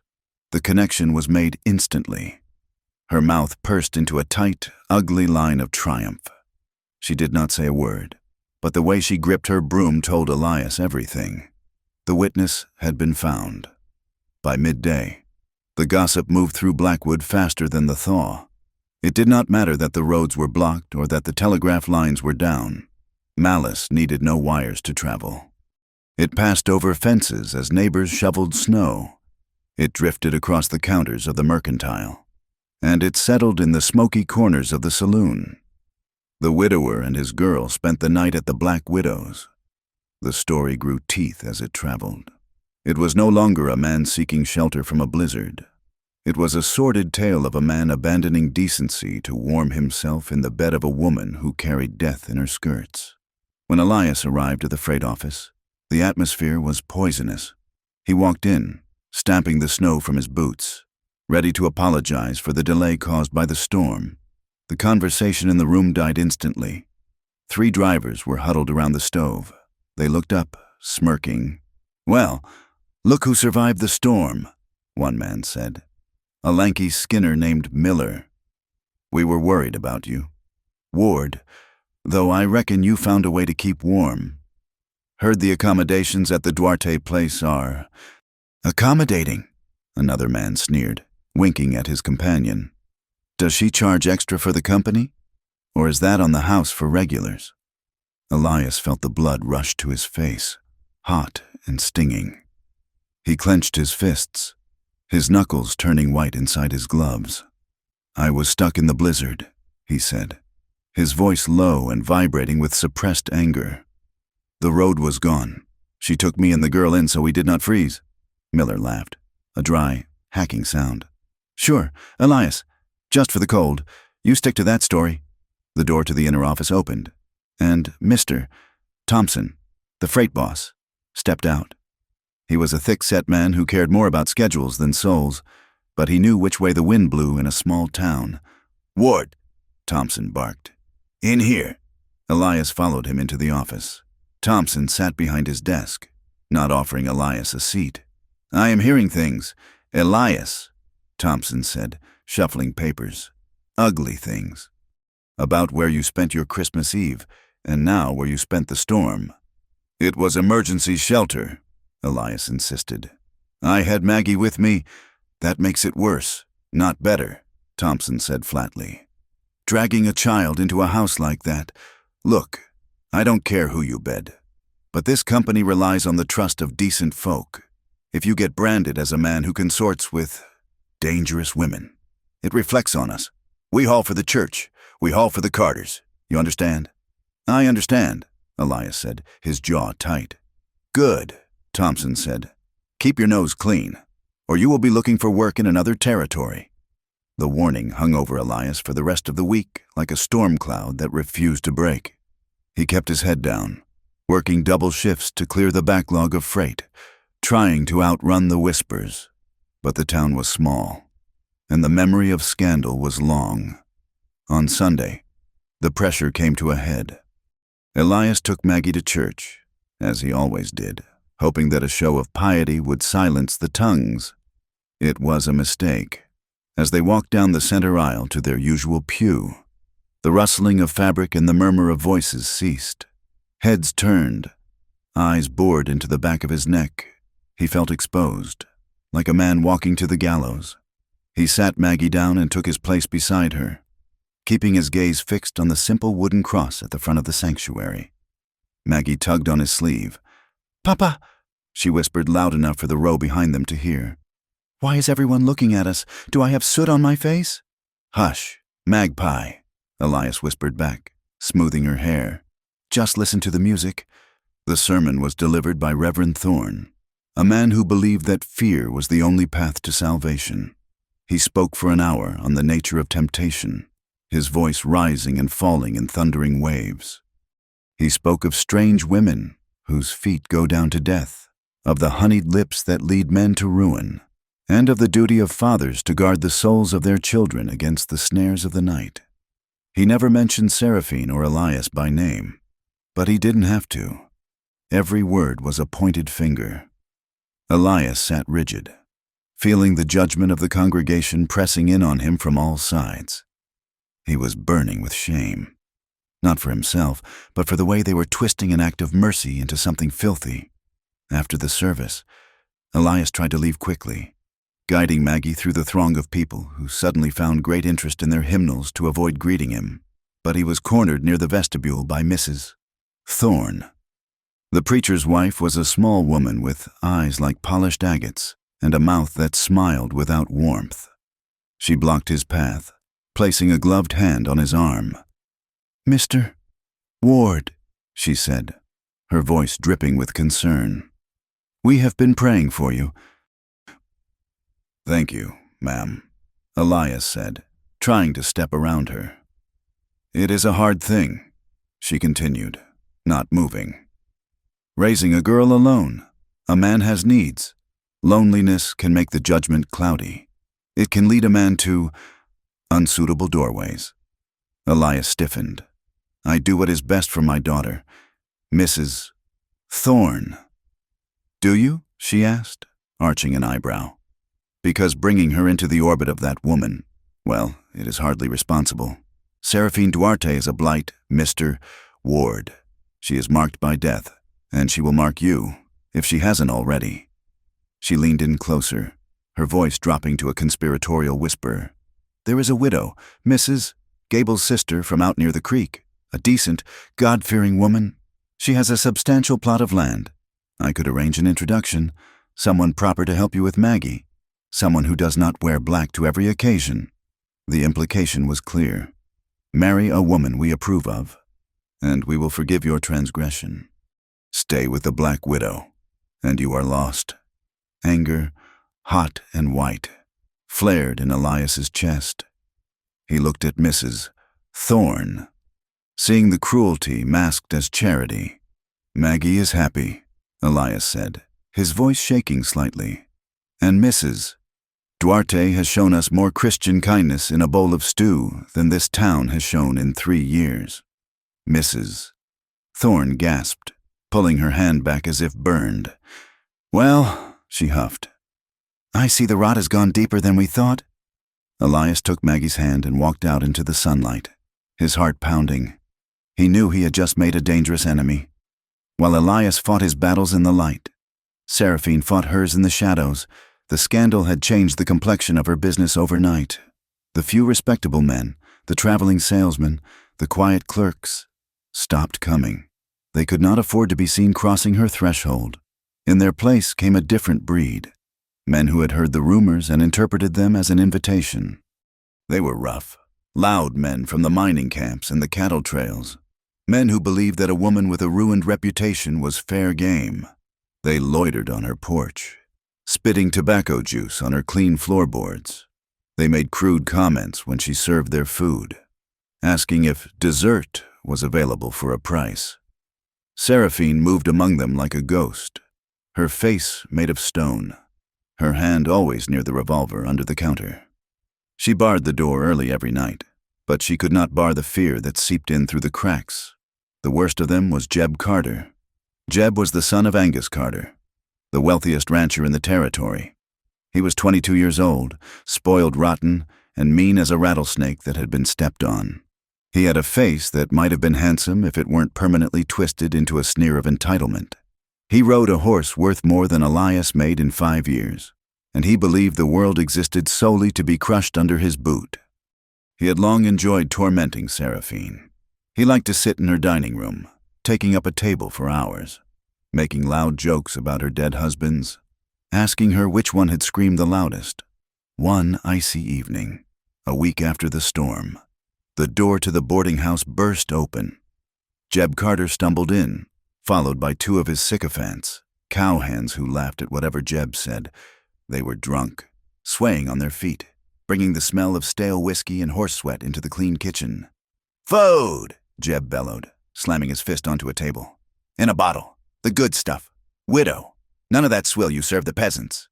Seraphine was in the kitchen, wiping down the stove. She froze. Maggie was not there. It was a Tuesday, and Elias had kept her at the cabin, fearing the town's mood. Thank God. Seraphine walked into the dining room, her spine rigid. "The kitchen is closed, Mr. Carter, and I do not serve spirits to men who have already had enough." Jeb blinked, his face darkening. He was not used to being told no. "Closed? I decide when it is closed, put it on my father's tab, and bring the bottle." "I have no tab for your father," Seraphine said coldly. "And you have a bill from last week still unpaid. You can leave now." Jeb laughed, a harsh, ugly sound. He stood up, knocking his chair over. He walked toward her, his spurs jingling. "You are getting high and mighty, aren't you?" he sneered, looming over her. "Think you are too good for me now? Now that you have that dirt-poor freighter warming your bed? Does he pay you, widow? Or do you pay him to pretend he doesn't smell the grave on you? Get out, Seraphine said, her hand drifting toward her apron pocket where she kept the rosary, though she wished it was the gun. Jeb reached out and grabbed her arm, his fingers digging into her flesh through the black fabric. He yanked her toward him. Don't you talk to me like that. You are nothing.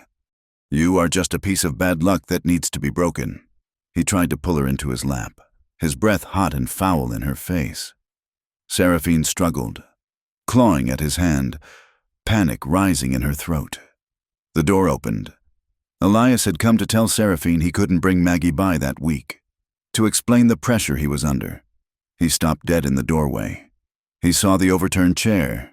He saw Jeb's hand on Seraphine's arm. He saw the terror in her eyes. The exhaustion that had weighed on Elias for weeks vanished, incinerated by a flash of pure, white-hot rage. He crossed the room in 3 long strides. He didn't speak. He didn't warn. He grabbed Jeb Carter by the back of his sheepskin coat and ripped him away from Seraphine. Jeb spun around, shouting, but Elias didn't give him time to set his feet. Elias shoved him. A hard, 2-handed push to the chest. Jeb flew backward, crashing into a table and sending it skidding across the floor. He landed in a heap of tangled limbs and cursing. The 2 friends jumped up, hands going to the knives at their belts. Elias stood between them and Seraphine. He stood with his feet apart, his hands curled into fists, his breathing heavy. He looked like a man who was ready to kill or die, and he didn't much care which. Touch her again, Elias said, his voice a low growl. And I will break every bone in your hand. Jeb scrambled up, his face red with humiliation. You filth, he spat, wiping blood from a split lip where he had hit the table. You think you can touch me? Do you know who I am? I know who you are, Elias said. You are a drunk boy hurting a woman. Get out. Jeb's hand twitched toward his hip, where a pearl-handled revolver rested. Don't, a voice said from the doorway. The sheriff stood there. He had been walking his rounds and heard the crash.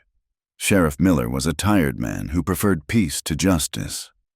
He looked at the scene, the overturned table, the furious freighter, the rancher's son. Let's keep it civil, boys, the sheriff said, stepping inside. He attacked me, Jeb shouted, pointing at Elias. Assaulted me for no reason. He was hurting Mrs. Duarte, Elias said steadily. The sheriff looked at Seraphine, who was rubbing her bruised arm, leaning against the counter for support. He looked back at Jeb. He knew the truth, but he also knew who paid the majority of the taxes in the county. Go home, Jeb, the sheriff said wearily. Sleep it off. You too. Ward, go home. He attacked a carter, Jeb screamed. You are going to let him walk? I said go home, the sheriff barked. Jeb glared at Elias, his eyes full of mean promise. He straightened his coat, trying to regain his dignity. He walked to the door, stopping to look back at Seraphine and Elias. This isn't over, Jeb hissed. No one crosses a carter and walks clean. You will regret this, both of you, He stormed out into the night, his friends trailing behind him like whipped dogs. His threat hung in the room, heavier than the storm clouds. The sheriff tipped his hat to Seraphine, not meeting her eyes. Keep your nose clean, Mrs. Duarte. Try not to cause trouble. He left. Seraphine sank onto a chair, her legs giving out. Her hands were trembling so violently she couldn't clasp them together. You fool, she whispered, looking up at Elias. You absolute fool. He was hurting you, Elias said, the rage slowly draining out of him, leaving him shaking. He is a carter, Seraphine cried. They own this town. They own the sheriff, the bank, the freight company. He will destroy you. Elias. I don't care, Elias said. I care, she shouted, standing up. I care. Do you think I want that on my conscience? Another man ruined because of me? Go, get out. Don't come back. I won't have you or Maggie caught in the crossfire. I am not leaving you alone with this, Elias said stubbornly. The town thinks you have no one. That is why they attack you. I am showing them you are not alone. You are showing them you are a target. She pushed him toward the door, tears streaming down her face.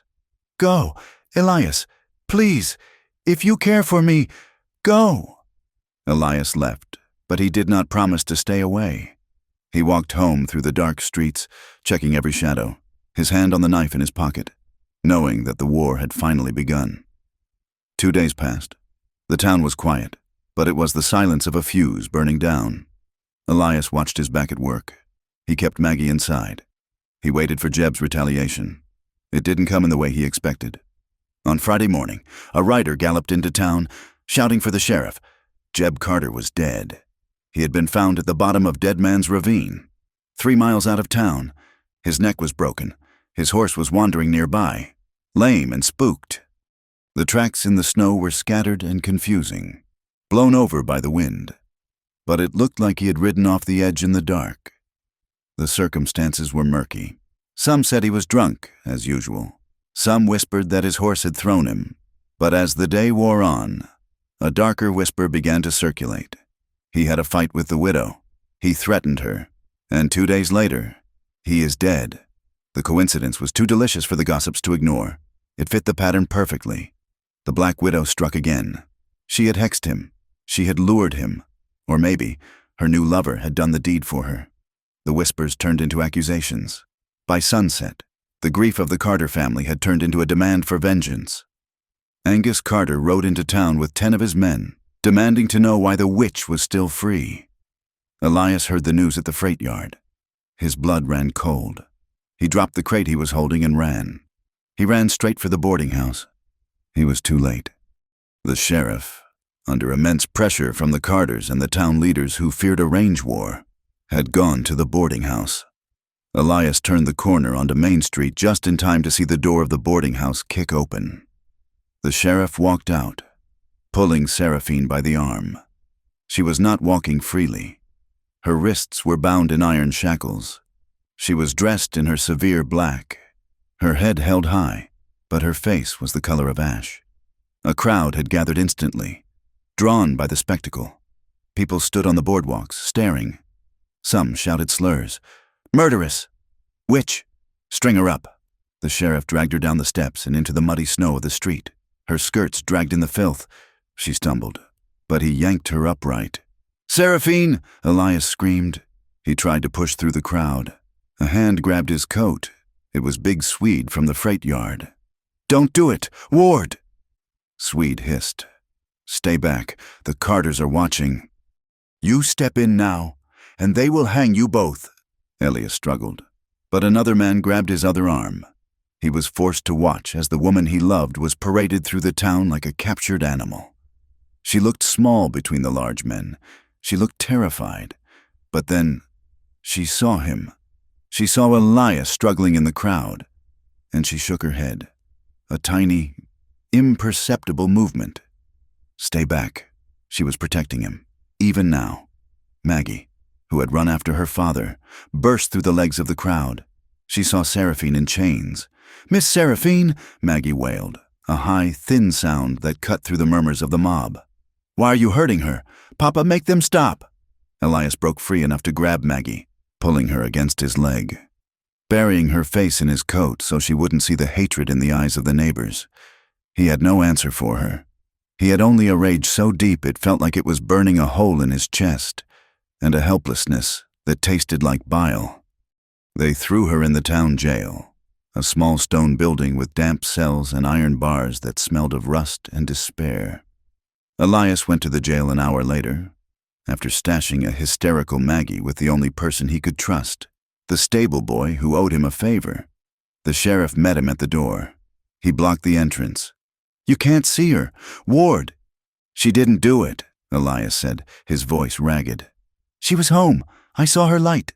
"Doesn't matter what you saw," the sheriff said grimly. "She had motive. She had a threat against him. And she has a reputation. The Carters want blood. I had to arrest her to keep them from burning her house down with her inside. This is madness," Elias said.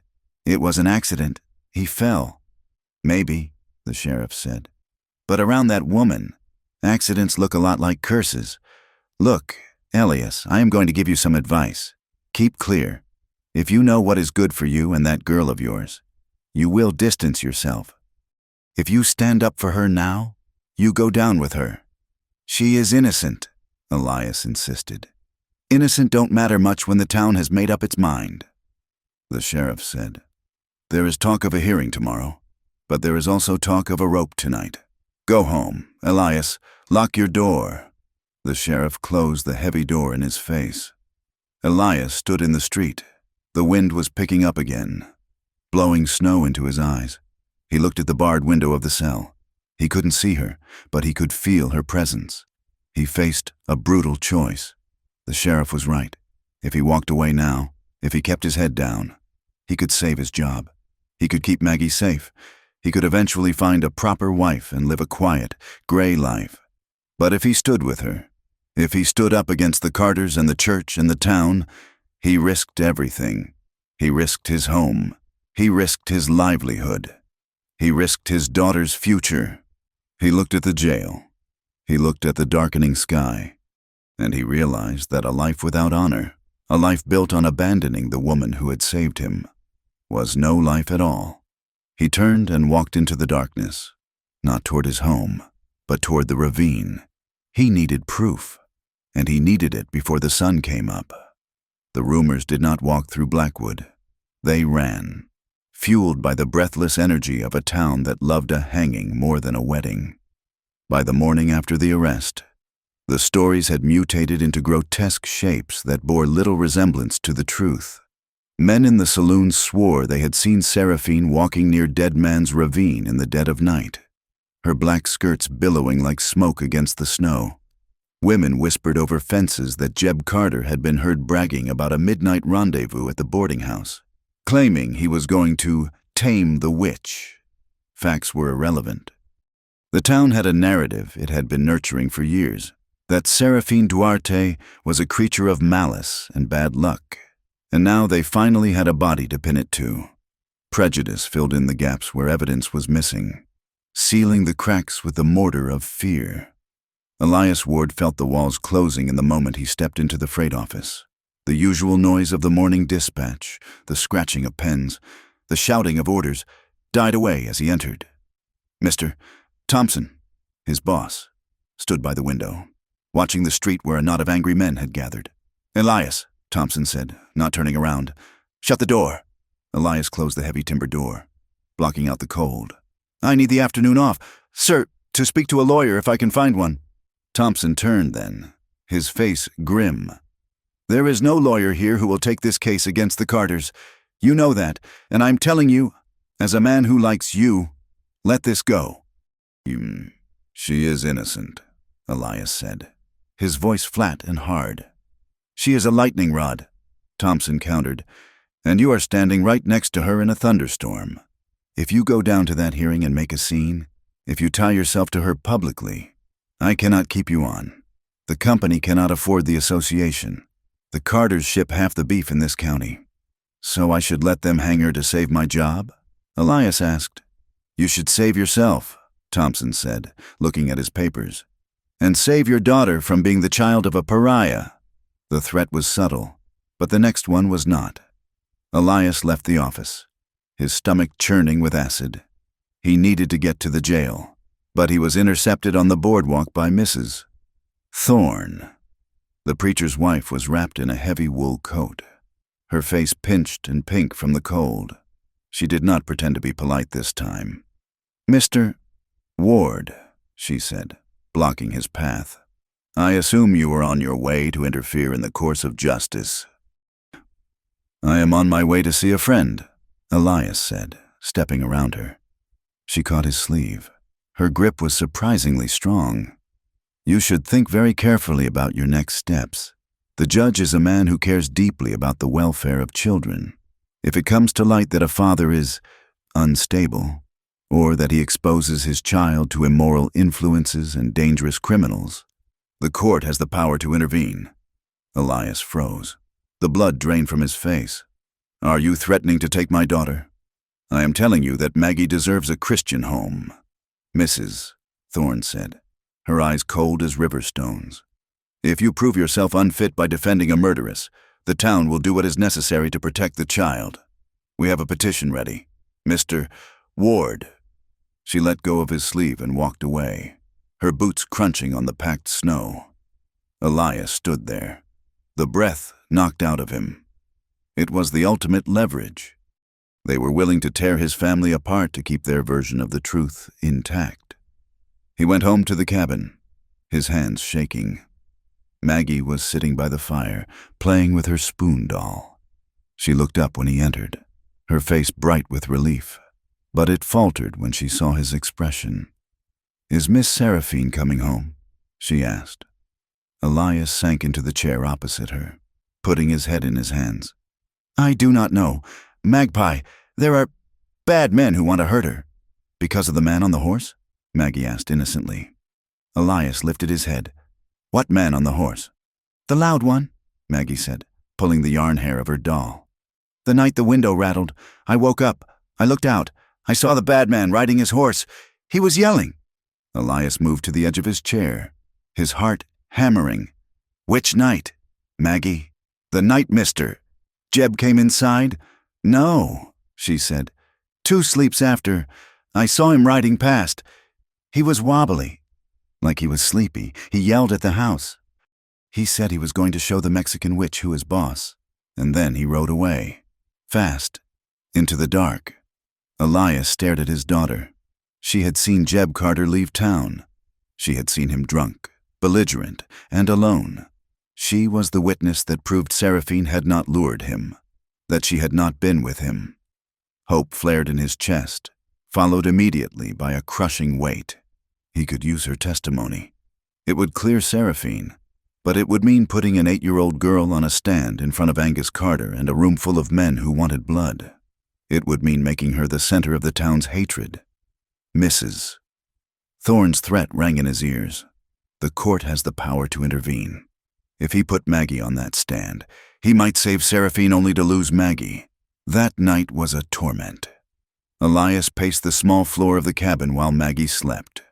The wind rattled the door, sounding like the whispers of the town. He weighed the soul of the woman he loved against the safety of the child he lived for. It was an impossible choice. By dawn, he had made his decision. He would not hide behind a child. He would not let Maggie carry this burden alone. He would gather the evidence himself. He would break the town's narrative stone by stone. And if he had to, he would let Maggie speak, but only as the final blow, and only with him standing between her and the world. He left Maggie with the stable boy's mother, a quiet woman who owed no allegiance to the church hens, and went to the ravine. The sun was just touching the peaks of the distant mountains, casting long, blue shadows across the snow. Dead Man's Ravine was a jagged scar in the earth, a place where the wind swirled and eddied. Elias trudged through the knee-deep snow to the edge. The sheriff's men had trampled the area, but Elias was a man who knew how to read the ground. He had spent years tracking stray mules and reading the signs of the weather. He saw where the horse had gone over. The tracks were erratic, weaving back and forth before the edge.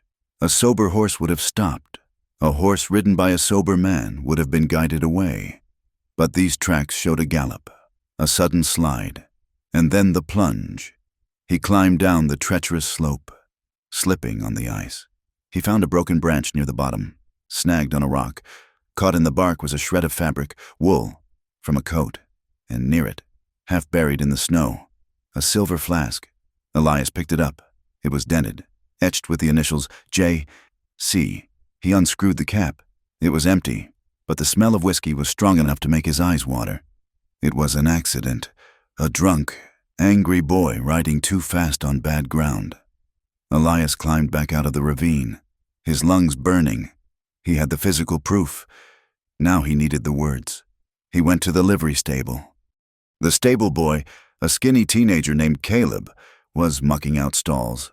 He jumped when Elias walked in. "I don't want no trouble. Mr. Ward," Caleb stammered, backing away. "Mr. Carter said." "I don't care what Angus Carter said," Elias said, stepping close. He held up the flask. "I found this. Jeb was drunk. Caleb. You saddled his horse that night. You saw him." Caleb looked at the flask, his eyes wide with fear. "He was mad. Mr. Ward. He was shouting about the widow. He said he was going to burn her out. But if I say that, Mr. Carter will kill me. He will say I let his son ride out drunk. He will say it is my fault. If you don't speak, Elias said, his voice low and intense. They are going to hang an innocent woman, and you will have to live with that every time you close your eyes. You will see her swinging, Caleb, and you will know you could have stopped it. Caleb began to cry, silent tears tracking through the dirt on his face. I am scared. I know, Elias said, putting a hand on the boy's shoulder. I am scared too, but I will stand first. I will take the heat. You just tell the truth when I call you. Can you do that? Caleb wiped his nose on his sleeve. He looked at Elias, seeing a strength he wanted to borrow. He nodded. I can try. While Elias fought for the truth, Seraphine sat in the freezing dark of the jail cell, fighting her own memories. The stone walls were damp, and the air smelled of unwashed bodies and despair. She had not slept. She sat on the narrow cot, her hands clasped so tight her knuckles were white. She replayed every moment of her life that had led to this cage. She saw Julian's charming smile that hid a fist. She saw Thomas's desperate greed. And she saw Elias. She saw his weathered face, his gentle hands, the way he looked at Maggie. I should have barred the door, she thought, the guilt tasting like ash in her mouth. I should have let him freeze rather than let him in. I knew I was poison. She believed the town's story now. She believed she was the common denominator in all this death. She had let herself hope for a family, for love, and the universe had answered by crushing them. If she survived this, and she did not think she would, she made a vow to the cold stone floor. She would leave. She would cut them out of her heart like a gangrenous limb. It was the only way to save them. The heavy door clanked open. The sheriff walked in, followed by Elias. 5 minutes, the sheriff grunted. And don't try passing anything through the bars. Elias walked to the cell. He looked exhausted, his eyes rimmed with red. But he was there.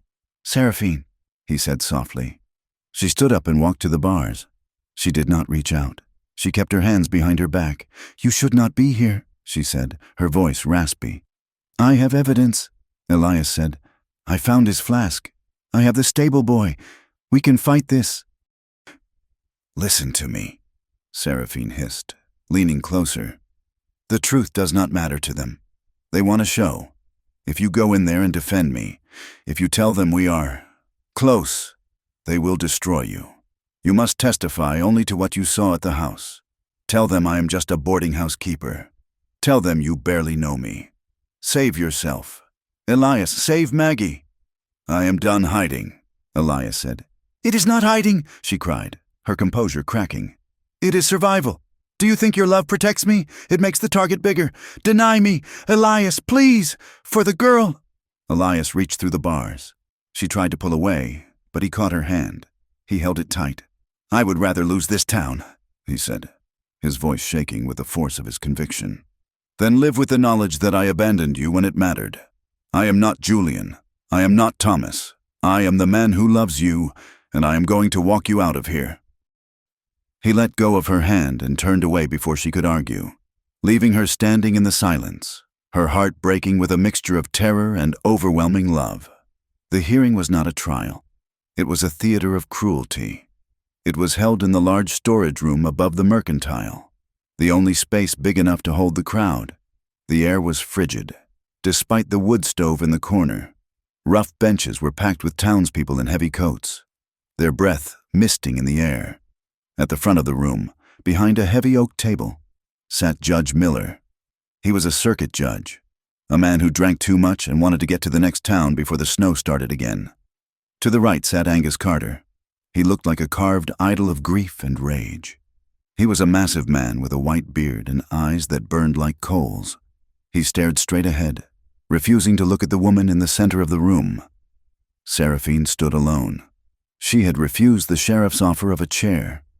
She wore a plain gray dress she had borrowed from a neighbor, having left her black mourning clothes in the cell. She looked pale, stripped of her armor, but she stood unbowed. She looked at no one. The sheriff read the charges: suspicion of murder, Malice aforethought, a history of suspicious deaths. The crowd murmured. It was a low, ugly sound, like a hive of angry bees. The prosecution did not have a lawyer. The sheriff acted as the accuser. He called his witnesses. They were a parade of petty grievances. A man who claimed Seraphine had looked at him with evil eyes when he couldn't pay his bill. A woman who swore that Seraphine smiled too much at married men. She is a temptress, Mrs. Thorne testified, clutching her Bible. She lures men in, and death follows her. It is a pattern, Judge. A dark pattern. The judge looked bored. This is hearsay. Mrs. Thorne, did you see her push the boy? I know her nature. Mrs. Thorne sniffed. Then it was Elias's turn. When his name was called, the room went deadly silent.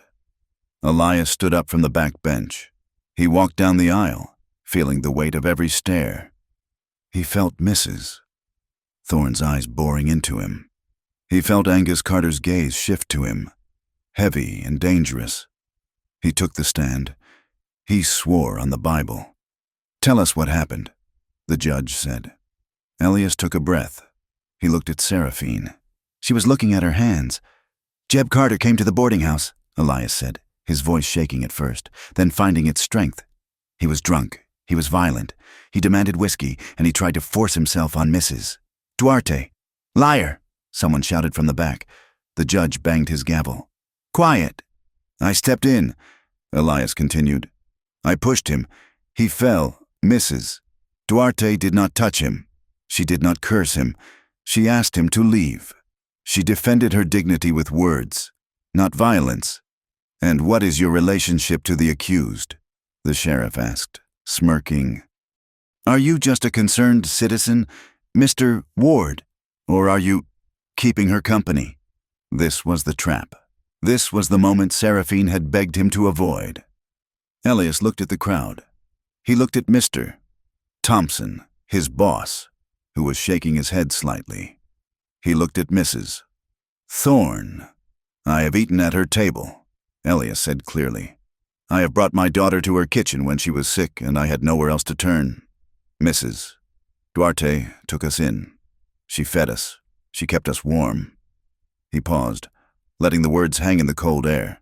I have found her to be honorable, Elias said, his voice rising. I have found her to be kind. She is a woman of integrity who has been targeted by small minds and cruel tongues, and I am proud to know her. The room buzzed with shock. He had done it. He had claimed her. She didn't kill Jeb Carter, Elias said, turning to the judge. Jeb Carter killed himself. He produced the flask from his pocket. He placed it on the judge's table. I found this at the ravine. It is his. He rode out of town drunk. Judge, the tracks show it. It was an accident. Angus Carter stood up. That is a lie. My boy could ride any trail in this territory. Not when he was blind drunk on whiskey, Elias shot back. Call Caleb to the stand, Elias said. The stable boy was dragged forward. He was trembling so hard his teeth chattered. He looked at Angus Carter, then at Elias. Elias nodded to him. Tell the truth, Caleb. Elias said gently. He was drunk, Caleb whispered. Jeb, he came to get his horse. He was shouting. He said he was going to teach the widow a lesson. He rode out fast. He almost fell off in the street. Did anyone follow him? The judge asked. No, sir, Caleb said. He was alone. The testimony chipped away at the narrative. If he was alone, and he was drunk, the accident became plausible. But the prejudice was deep. The crowd still muttered. They wanted a witch to burn. I have one more witness, Elias said. He walked to the back of the room and opened the door. Maggie was waiting there with the stable boy's mother. Elias took her hand. He led her down the aisle. The room went silent again. Even the hardest men shifted uncomfortably at the sight of the child in her Sunday coat, holding her doll. Elias knelt beside her at the front of the room. Just tell the man what you saw. Magpie, Elias said. Loud and clear. Maggie looked at the judge. She looked at Angus Carter, who looked suddenly like a very old, tired man. I saw the bad man, Maggie said, her voice piping high and clear like a bell. I woke up. The moon was on the snow. He was riding his horse past Miss Seraphine's house. What was he doing, child? The judge asked gently. He was yelling, Maggie said. He said bad words. He said he was going to show the Mexican witch who is boss, and then he rode away. He rode toward the dark place. Did you see Miss Seraphine? The judge asked. No, Maggie said. She was asleep. I heard her snoring in the back room. A ripple of nervous laughter moved through the room. It broke the tension. The image of the terrifying black widow snoring in her bed made the monster seem suddenly human. He rode away alone? The judge asked. Yes, Maggie said. Just him and the horse. Elias stood up. He picked Maggie up in his arms. He turned to face the room. You want to blame her, Elias said, his voice cracking with emotion. You want to blame her because she is different, because she is a woman alone, because it is easier to call her cursed than to admit that men are reckless. Jeb Carter rode off a cliff because he was drunk and full of hate. That is the truth. He looked at Angus Carter. I am sorry for your loss, sir. Truly. But do not make this woman pay for your son's mistake. Do not teach my daughter that lies are safer than the truth. He sat down. The judge looked at the flask. He looked at the trembling stable boy. He looked at the child. He looked at the angry father. He cleared his throat. The evidence, the judge said, his voice scratching, is insufficient to support a charge of murder. The testimony indicates the deceased was intoxicated and acting recklessly. The death of Jebediah Carter is ruled an accident due to misadventure. He banged the gavel. Case dismissed. Release the prisoner. The sound of the gavel was like a gunshot. Seraphine did not smile. She did not cheer. She sagged, catching herself on the edge of the table. Legally, she was cleared, but socially, the verdict was split. She slipped the noose again. A man behind Elias muttered, Just like the last 2 times. Maybe, another man whispered. But the freighter, he has backbone. I will give him that. The sheriff unlocked the cuffs. They fell onto the table with a heavy clank. Seraphine rubbed her wrists. She looked at Elias.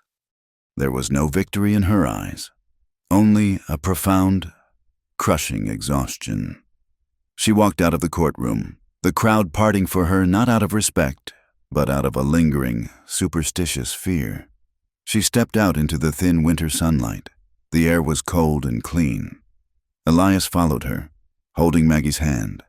He reached for Seraphine's arm, but she flinched away. It is over, Elias said. Is it? Seraphine asked, looking at the town that still watched her with narrowed eyes. They didn't let me go because they think I am good. Elias, they let me go because you shamed them. That shame will turn to anger by tomorrow. She looked at him, and he saw the resolve hardening in her face. The creeping certainty that had been born in the cell was now a solid wall. She had survived the law, but she knew she could not survive the hate, and she would not let Elias and Maggie burn with her. Go home, Elias, she said dully. I have packing to do. She turned and walked away, her gray dress blending into the slush of the street, leaving him standing in the victory that felt exactly like a defeat. The days following her release were not filled with the triumphant ringing of bells. They were quiet, hollow days that echoed with the sound of doors closing. Seraphine Duarte returned to her boarding house to find the dining room half empty. The few steady boarders she had relied on, men who paid on time and kept their heads down, had packed their bags and moved on to the hotel or to other, more respectable establishments. They did not want to sleep under the roof of a woman the law had branded a suspect and the town had branded a witch. The silence of the house was more terrifying to Seraphine than the shouting of the mob. It was the sound of a slow, inevitable death.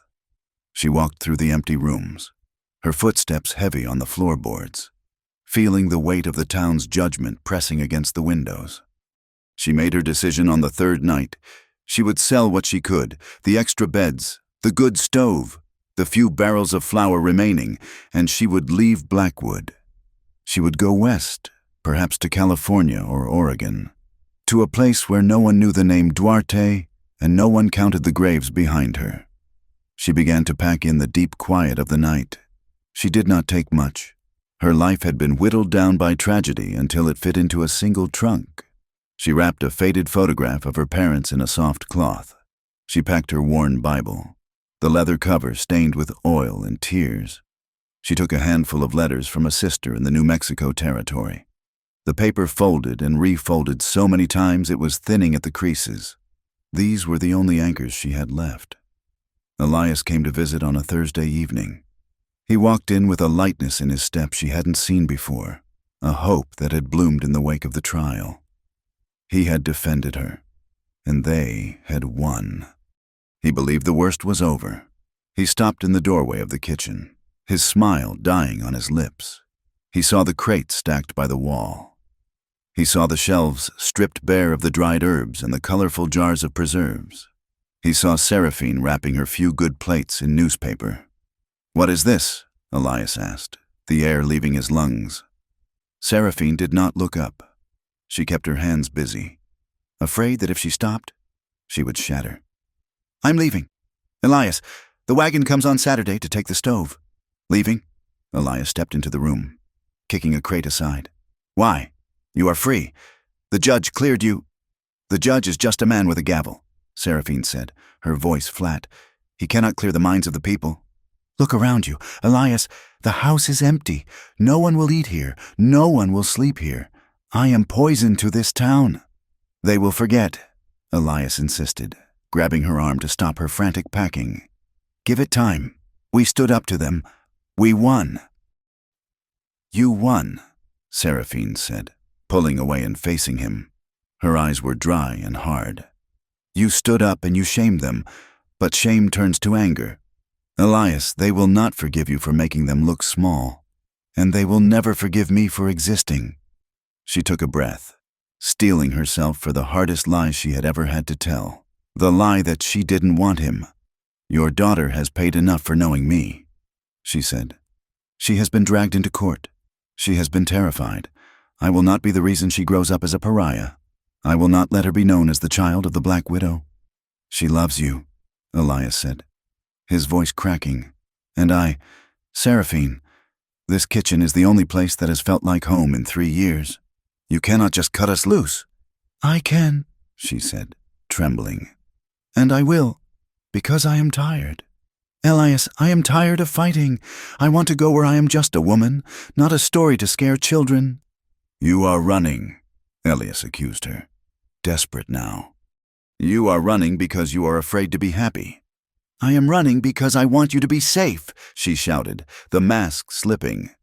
"If I stay, every misfortune that hits this town, every dry well, every sick cow, every storm, will be laid at my door. And if you are standing with me, it will be laid at yours too. I will not drag you down with me." Elias looked at her, really looked at her, and he saw the terror that had woven itself into her bones. It wasn't just fear of the town, it was fear of herself. She truly believed she was a curse. Logic would not sway her. "I am not letting you go," he said quietly. "You have no choice," she replied, turning her back to him. "Please, Elias, if you care for me, let me go." Elias left the house that night, but he did not go home to accept defeat. He went to work. He was a freighter, a man who moved heavy things across impossible distances. He knew that some burdens could not be lifted alone. He went to the livery stable and found Caleb. The boy was still shaken from the trial, but he looked Elias in the eye with a new steadiness. "She is leaving," Elias told him, "because she thinks the town hates her." "My ma doesn't hate her," Caleb said quietly. "Ma remembers when Mrs. Duarte brought us soup when Pa broke his leg. She said nobody else even knocked on the door." "Then tell your ma to buy her bread," Elias said. "Tell her to walk through that front door in daylight." Elias went to the shopkeeper's wife, a quiet woman named Mrs. Gable, not the sour neighbor, but a cousin who had once whispered to Elias that Seraphine had the kindest hands she had ever seen. He went to the laborers at the freight yard, men who didn't care about church gossip as long as the stew was hot and cheap. He cashed in every favor he had ever earned. He didn't ask for money. He asked for decency. It started slowly. A few boarders returned, men sent by the laborers. Mrs. Gable bought a jar of preserves, but it was a trickle, not a flood. The weight of the Black Widow name was heavy, and fear was a habit hard to break. Seraphine saw the gestures, but her mind was made up. She saw them as pity, or as a temporary reprieve before the next stone was thrown. She continued to pack. On a gray Saturday morning, hours before the sun was due to rise, Seraphine hitched a small, rented wagon in the alley behind the boarding house. The air was thick with the promise of new snow. The town was asleep, the windows dark. She loaded her trunk. She loaded a crate of food. She checked the harness on the old mare she had bought. She wore her heavy black coat, a scarf wrapped around her head. She looked like a shadow preparing to slip back into the dark. She climbed onto the bench seat and took the reins. She did not look back at the house. She snapped the reins, and the wagon lurched forward, the wheels crunching on the frozen ruts. In his cabin on the edge of town, Elias was asleep, exhausted from days of worry. He was woken by a small hand shaking him violently. "Papa!" Maggie cried, her voice high with panic. "Papa, wake up!" Elias sat up, blinking in the dark. "What is it?" "I had a dream," Maggie sobbed. "Miss Seraphine was disappearing. She was turning into snow. Papa, you have to stop her." Elias didn't question it. He didn't tell her it was just a dream. He felt the truth of it in his gut. He scrambled out of bed, pulling his boots on without socks, grabbing his coat. "Stay here," he ordered Maggie. "No!" she screamed, grabbing his coat. "I'm coming." He didn't have time to argue. He wrapped her in a blanket, scooped her up, and ran out the door. The air burned his lungs. He ran toward the boarding house, but when he turned the corner, the alley was empty. Fresh wheel tracks cut through the light dusting of snow, leading west, out toward the open plains. He ran. He ran until his chest felt like it was filled with broken glass. The road out of town was a long, lonely strip of gray rising toward the hills. He saw the wagon ahead, a dark speck against the white sky. "Seraphine!" he roared, his voice tearing through the silence. The wagon did not stop. Elias pushed harder, his boots slipping on the ice. Maggie was bouncing against his chest, but she didn't cry. She held on tight. "Seraphine!" She must have heard him. Or perhaps the mare sensed his desperation, because the wagon slowed and then halted. Elias reached them, gasping, sweat freezing on his face. He grabbed the bridle of the horse, forcing it to stand still. He looked up at the bench. Seraphine sat there, her face hidden by the scarf, her hands gripping the reins so tight the leather creaked. "Go back, Elias," she said, her voice trembling. "Do not make this harder." "I am not going back," Elias wheezed, setting Maggie down in the snow but keeping a hand on her shoulder. He walked to the side of the wagon. "You are not leaving." "I have to," she said. "There is nothing for me here but ghosts." "There is us," Elias said. "That is not enough," she cried, turning to him, her face wet with tears. "Love does not stop hunger. Elias, it does not stop bullets. It does not stop rumors. If I stay, I will ruin you.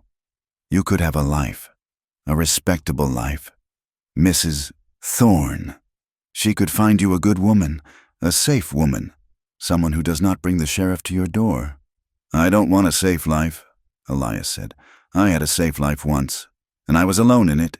He reached up and took her hand from the rail. "Respectability without love is just a prison. Seraphine, I lived in it for 3 years. I locked myself behind fear. I was so afraid of failing Maggie that I forgot to live. You woke me up. You saved me." "I am cursed," she whispered. "You are not cursed," Elias said fiercely. "You are hurt, and you are healing. And I would rather face the contempt of every soul in this town with you standing beside me than face my own reflection knowing I let you go." Seraphine looked at him, wavering. The walls she had built were cracking, but the fear was deep. Then Maggie moved. She scrambled up the wheel spokes, ignoring the cold, and threw herself over the rail, landing in Seraphine's lap. "Don't go," Maggie wailed, burying her face in Seraphine's coat.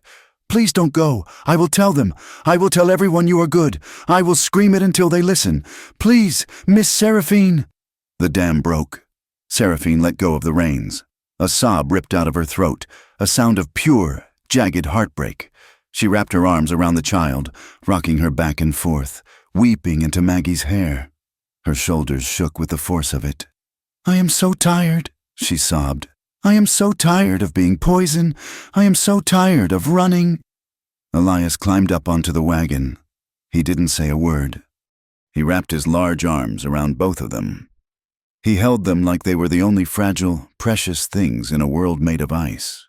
"You are not poison," he whispered into her ear. "You are the bread. You are the fire.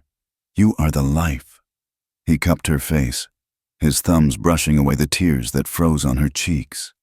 She looked at him, her defenses gone, her soul naked in her eyes. "Stay," he said. "Choose us." She looked at the lonely road ahead. Then she looked at the man and the girl holding her as if she were the center of the earth. "Okay," she whispered. "Okay." He kissed her then. It was not the desperate kiss of the storm, nor the hungry kiss of the kitchen. It was slow. It was deep.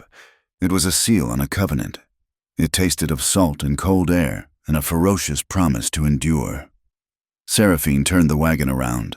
The return was not a parade, but it was a victory. They rode back into town as the sun crested the hills, painting the snow in shades of pale gold. Months passed. The iron grip of winter finally loosened. The snow melted into mud, and then the mud dried into hard earth. Green shoots appeared in the grazing lands. With the thaw, the town's hostility softened.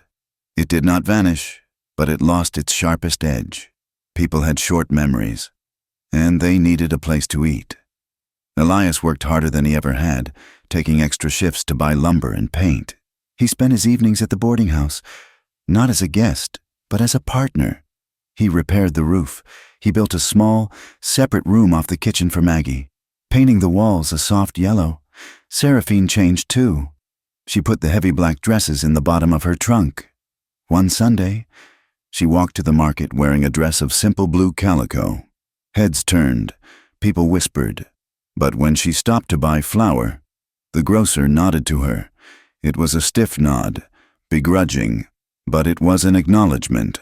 Elias moved in openly. They did not hide. When the local preacher refused to marry them, claiming he would not bless a union born of scandal, they waited.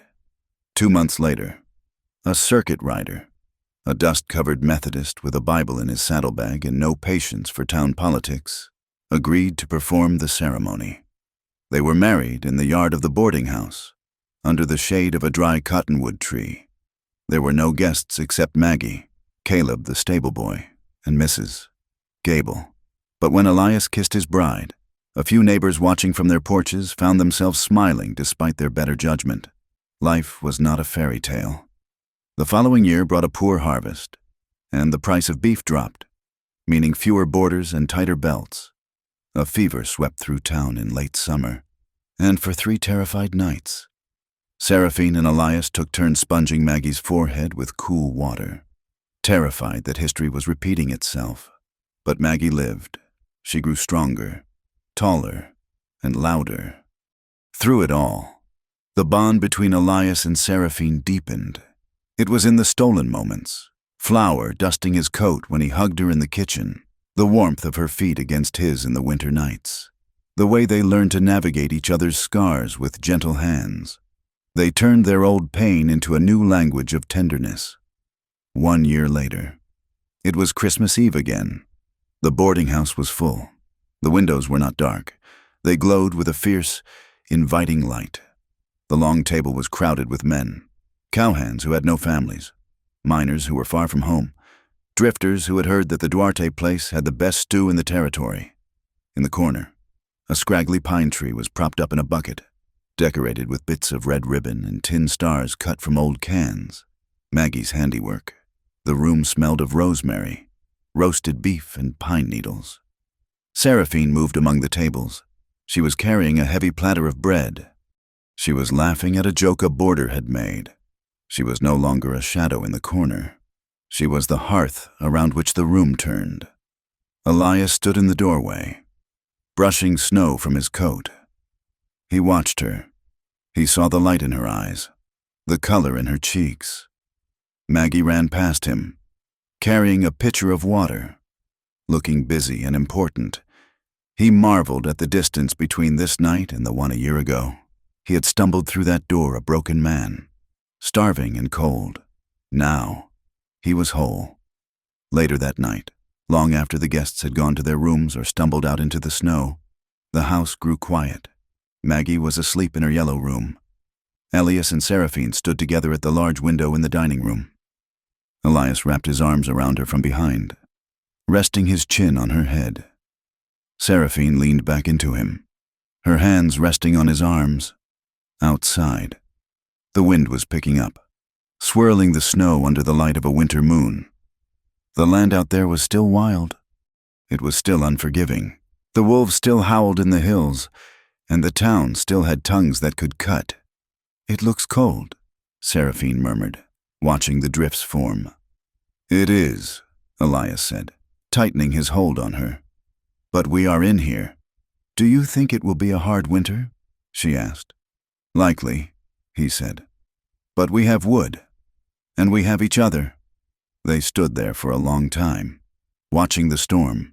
They knew that life would never be easy. They knew that prejudice would always be a shadow at the edge of their light. But they also knew the quiet miracle of their survival. Seraphine turned in his arms and looked up at him. "Merry Christmas, Elias." "Merry Christmas, Seraphine," he whispered. He kissed her, and in the reflection of the glass, a small, stubborn light burned between them, defying the vast and empty dark. Thank you for listening to this story of Elias, Seraphine, and Maggie. It has been a journey through the cold winds and warm hearts of the American West. I hope you enjoyed Single Father Worked on Christmas Eve. The Black Widow Who Served Him Dinner Changed His Life. I would love to hear from you.